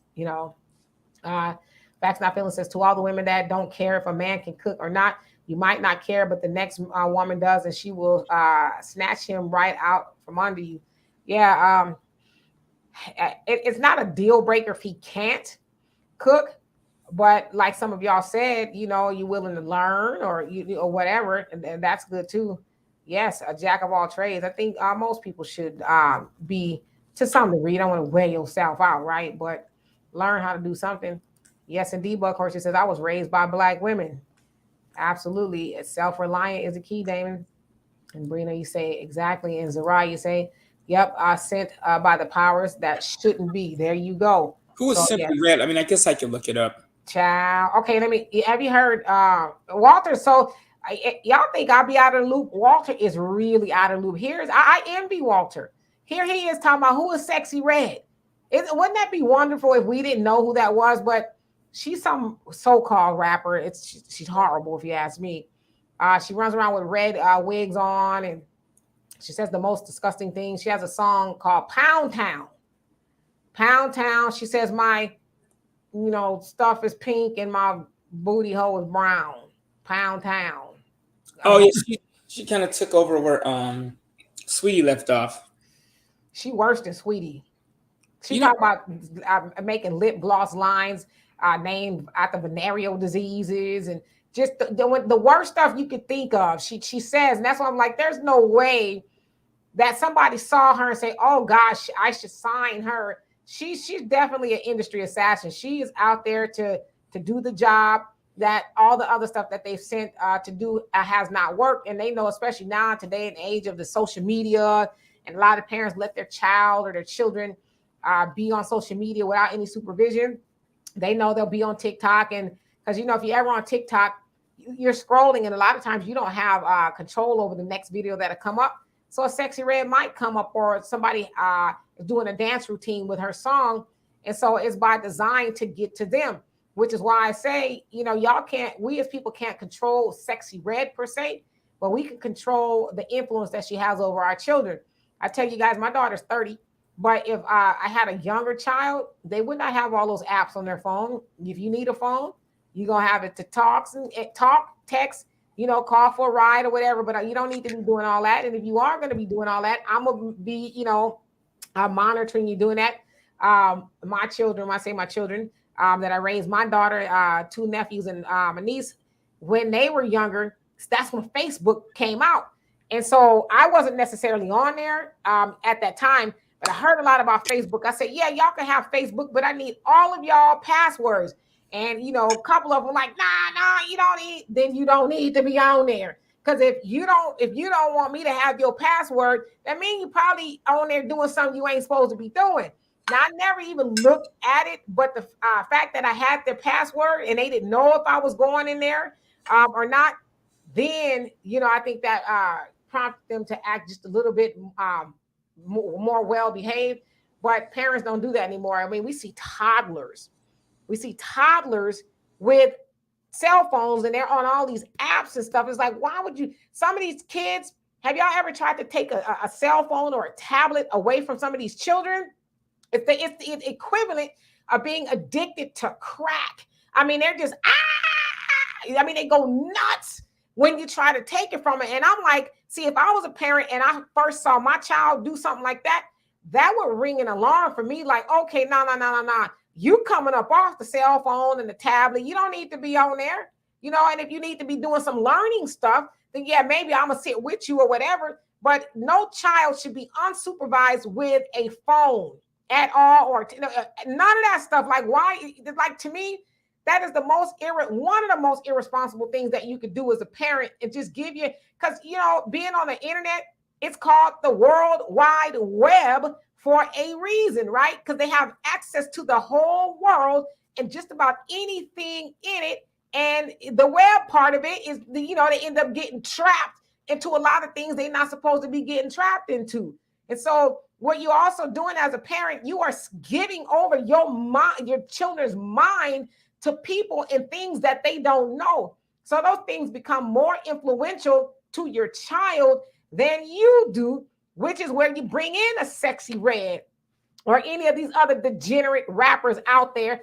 They now become the parent to your child. Is Sexy Red? That's not the girl that talks about one margarita, open my legs. That's somebody else, from what I understand. But yeah, stuff like that. Oh, two margaritas. I'm sucking this thing. 3 margaritas. Right. Oh. And that, from what I understand, is on TikTok. So, that's something that's been glorified. And it's, and you notice too, with these songs, they make them so catchy, right? So what I'm saying to you, people as parents, I mean, even grandparents, y'all got grandchildren and y'all see them stuck on these phones and all that. Y'all, we need to be, I don't have no grandchildren yet, but I got a lot of great nieces and nephews. We need to still be the matriarch and the patriarch of the family and say, nah, take them off of that. Find something else to do with it, but you're giving your mind over, your children's mind over to somebody else. I always ask parents too, would you allow your child to walk in the alley at night by themselves? Of course, they're like, oh, I would never do that. Well, it's damn near equivalent of leaving your child unsupervised on the cell phone because you don't know who they're talking to or who's talking to them. We got to remember, everywhere we go, on the internet, outside, watching TV, on, labels, everything, something is always talking to us. Now, may not be verbal, but something is always sending us messages, right? Especially consumers or people who have propaganda or something they want to ram into you. So that same thing is true on the internet. But I for the life of me, don't understand some of these parents. But the problem is, a lot of the parents they on the phone all day long. You can't even have a conversation, or the child can't even have a conversation with the parent, because the parent is, Mom, I just burnt the house down. Oh, for real? Okay. You know what I'm saying? So the parent is dialed out too. So we got to reconnect. And that's what I don't have, like I said, any children, I don't have any grandchildren. But me, I've made it a purpose, a point to wean myself off of the internet, because even as a 52-year-old woman, I am able to be influenced. We all are being influenced, whether we know it or not. So I don't like to be influenced by people's ideologies, by products, or any of that other stuff. So Sexy Red, she's doing the job that she was sent to do. And I'm sure they're paying her a lot of money. Your number one job, Sexy Red, is get into the minds and the psyche and everything else of these young girls and some of these boys, because some of these boys is trying to be like Sexy Red too. That is your number one job. I want you to go home tonight. I can imagine these record executives telling her, I want you to go home tonight, and I want you to continuously think about the most disgusting things you could think of. I don't care how gross it is. And I want you to talk. I want you to talk like that. I want you to, whatever it is that come to your nasty mind, I want you to get out there and we'll put it out there, and we'll blow it up and make it all go viral and all of that. I mean, with all the things that we got going on in our community as Black people, why is Sexy Red a topic of conversation? I did a video, I don't know if it's out yet, on the African Diaspora News Channel about Jamel Hill and Angela Rye. Y'all know they're operatives of the Democratic Party. They're mad at Sexy Red because she says she likes Trump. And they were sent out there to, debunk all of the stuff that she was talking about. It's like, out of all the people y'all could be going after, y'all going after Sexy Red, but y'all don't never go after Sexy Red for the degradation that she pumps into our community. Why aren't y'all just as upset? So again, Sexy Red will be have no relevance if we don't give her relevance. And lastly, because I'm about to get out of here, I don't know what happened to Walter. Maybe his computer died. And I'll see you guys' comments. Think about it this way. The people that are writing Sexy Red a check, you don't see they women acting like that. They would never have it. They would never, ever allow their women to get up anywhere, nowhere on the planet and say 1/4 of the things that Sexy Red says. They would never do it. They got their girls being educated and learning how to be wives and take care of this, that, and the other. And they're geared toward that stuff. Our girls, they want them shaking their behind, half naked everywhere, and just doing the worst. So it's not their fault, it's our fault. And that's as plain as I can put it. And Brother Jonell, you say they need to sex them books. Our youth need self-awareness and intelligence on all levels. Yeah. But that's got to be our job. So you're absolutely right. And yeah, Black America, I don't think she writes her own music either. But just some of the stuff that she says is like, now surely they joking. Like she said with the lip glosses she coming out, talk about, I ain't wanted to repeat them because it's just disgusting. Like, what woman or dude would put any of that on their lips, even knowing the names of some of that stuff? Absolutely. And Kiki says, yep, I take breaks away from social media and the internet, period. It's a must for me. Yeah, you got to. Damien says it's by design if you drink the internet Kool-Aid. Absolutely. Black America says grandma's at the club too, singing to the same music. Yeah, right. So that's what I said. Women my age, as I say, I'm 52. We need to start teaching. We need to start teaching again, like my mama was teaching, my grandmama was teaching, and all of that. We need to get back into teaching mode. We got to stop being afraid of these children. When I say these children, I'm talking about the young ones and the old ones. As I said, I had the fortune of raising some boys, and a good punch in the chest every once in a while. Good punch in the chest every once in a while, straightened them out. And the girls too. Like I said, raising girls, especially having teenage girls, sometimes they want to wear things that a teenage girl shouldn't be wearing. Oh, my friend is wearing it. But I'm like, guess what? You ain't going to be wearing it. When you get older and it's appropriate, then you can wear those things. Now, it wasn't nothing too bad. Like I would wear pencil skirts all the time. And y'all know what a pencil skirt is? That's a grown woman type of thing, right? And some of my young ladies, I wanted to wear a pencil skirt. I'm like, no, not you in high school. You don't need to be wearing that just yet. Wait till you get grown or whatever the case is. So those are the things that we need to just really do and stop being afraid. Oh, I'm scared they're going to be mad at this. So what? Run up if you want to. Okay, you be mad all you want to and watch what happens. So, yeah. And let's see who I want to see who else came on. And Roz, P64, how you doing? It says you telling the gospel truth. Well, thank you. And Cosmo says Lil Kim was talking about drinking babies and taking it up to B. But the one thing about Lil Kim is we didn't hear that kind of stuff from her. At least I didn't. Where in Southern California, we didn't hear that stuff on the radio. They playing the Sexy Reds and all that stuff on the radio. They played Lil Kim's, like Crush on You and that kind of stuff. But Big Mama Thing, now I never heard that on the radio. But now, yeah, they playing all that kind of stuff on there. Facts Not Feeling says when you can season salmon steaks, throw it on the grill, make seasoned mashed potatoes with some seasoned stir fried. Okay, green beans, a glass of wine can be done in under 20 minutes. Bon appetit. Invite me over one time. I'd love to come and chat it up with you. Yeah, and fellas, what we could maybe do in the future is I see we have some men on here that like to cook, and we can take the gourmet and then turn it into the healthy. There's some really cool people on the internet that talk about eating healthy dishes, but gourmet healthy dishes. The Glucose Goddess, I talked about her over and over. D, I don't know if you up on that yet, but I ordered another book. I am going to get it. I got a book called The Salt Fix that talks about it's not actually salt, it's sugar. It's sugar. Yeah, I'm telling you guys, get up on the glucose method. There's a brother, Diary of a CEO, who has a podcast, and he has the Glucose Goddess on, and they break down the food, weight loss, how you can do foods, gourmet foods, whatever, but still eat in a certain order. I'm telling you, it's godsend. That's how you kill them. Like I have my girls say, I notice when I come eat at your house, even though you make lambs and you do all these fancy things, she goes, I lose weight when I eat with you. I notice that my weight is going down based on eating. Even though I eat more food with you, so to speak, she's losing weight because of the food order and the way that I prepare it and stuff that I cook and don't cook. So that would be what's up. Basically, you say my niece doesn't understand why I get mad when she sings Ice Spice around me. Yeah, and just explain it to her. Say Ice Spice is not who I want you to grow up to be. Ice Spice is another one. She's horrible. I always see her butt everywhere you go. She did Saturday Night Live, I think, this past weekend. I didn't see it, but I heard that she did. But yeah, just keep explaining it to her.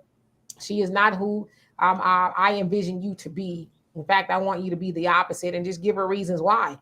Ice Spice, she can add no value to anybody. She kind of just came out of nowhere. And every time you see her, I don't think I've ever seen her with pants on or a long dress or anything. You always I think that's her shtick, and her contract is like, you must have your buttocks out at all costs. Have your buttocks out. I think that's what they have her doing. So, Cosmo, you say many of those rappers are plants used to destroy the minds of the impressionable. You better believe it. And Black America says, how can you teach somebody that doesn't want to be like you or look up to you? That starts from the cradle. That don't start when they start being influenced by outside factors. You got to start teaching them right when shoot. And some people say in the womb, right? You start teaching then. You don't wait till it's too late. And as they say, I don't go to church, but raise up a child in the way that it should go. That way, when it's older, will not depart from it, right? So it says raise up a child, and I would even venture to say a baby. So that way, when it's older, it'll remember those principles. But you can't wait till the child has been influenced by everybody and sexy red and them, and then say, okay, now I'm gonna start teaching and raising a child. Nope, it starts immediately. So Yeah, absolutely. And Michael get said, your mhm. daughters. Oh yeah. Yeah, gay. They got to be snatched up. Now, when I say snatched up, I don't always mean physically. I think that's the one of the last things you should do to a child. But they need to know that it's a strong possibility that you will snatch a knot in them. You know what I mean? And for me, I only have one child biologically, but I consider all my nieces and nephews, my child. And as I've said to all well, only my brothers have children. My sister doesn't have children, but I say it takes a village to raise a child. You're not raising a child on your own, you know. Um, and I'm just one of those type of aunties, if you will. I'm not in California, but it's nothing for me to jump on a plane and go to school with you for the week. You and your auntie and some of my nieces and nephews call me Tia. You and your Tia gonna be walking around school for a week. Now I have done that with my daughter and some of my nieces and nephews. Oh, you ain't acting right in school. Oh, okay. What time does school start? And we be up in that mug. And I never have to go back, but I'm like, if you keep it up, I will be back here, and you ain't gonna like the way I come back here. So yeah, we just I've always said, especially this generation of children, we got to take it by force. When I say take it by force, I mean we got to get control of their minds by force, and we got to force all of the negative influences away from them. That's just how serious it is, because the powers that be, they got their game wrapped tight, and they know what their outcome is for us, but we have to be more certain than them. So anyway, y'all, yep, the minister of wellness, yeah, y'all get ready for Thanksgiving and Halloween and all of his sermons about food. But he's absolutely right. He is a staunch vegan, from what I understand. So anyway, y'all, we're gonna get out of here. Watch, I know you're busy. You got 1,500 jobs that you need to go do.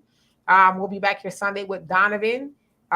In the meantime, you all be blessed. Love you guys dearly. If you guys feel the need to donate to the channel, I love and appreciate y'all. And for those of you guys who do, thank you so much for everything you do, liking, subscribing, commenting, whatever it is you did today and that you have done. I appreciate you dearly.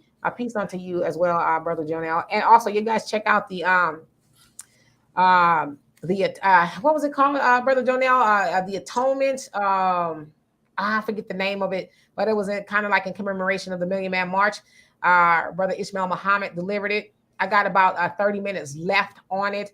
You can go to the Nation of Islam, NOI.org to check it out, but it is phenomenal.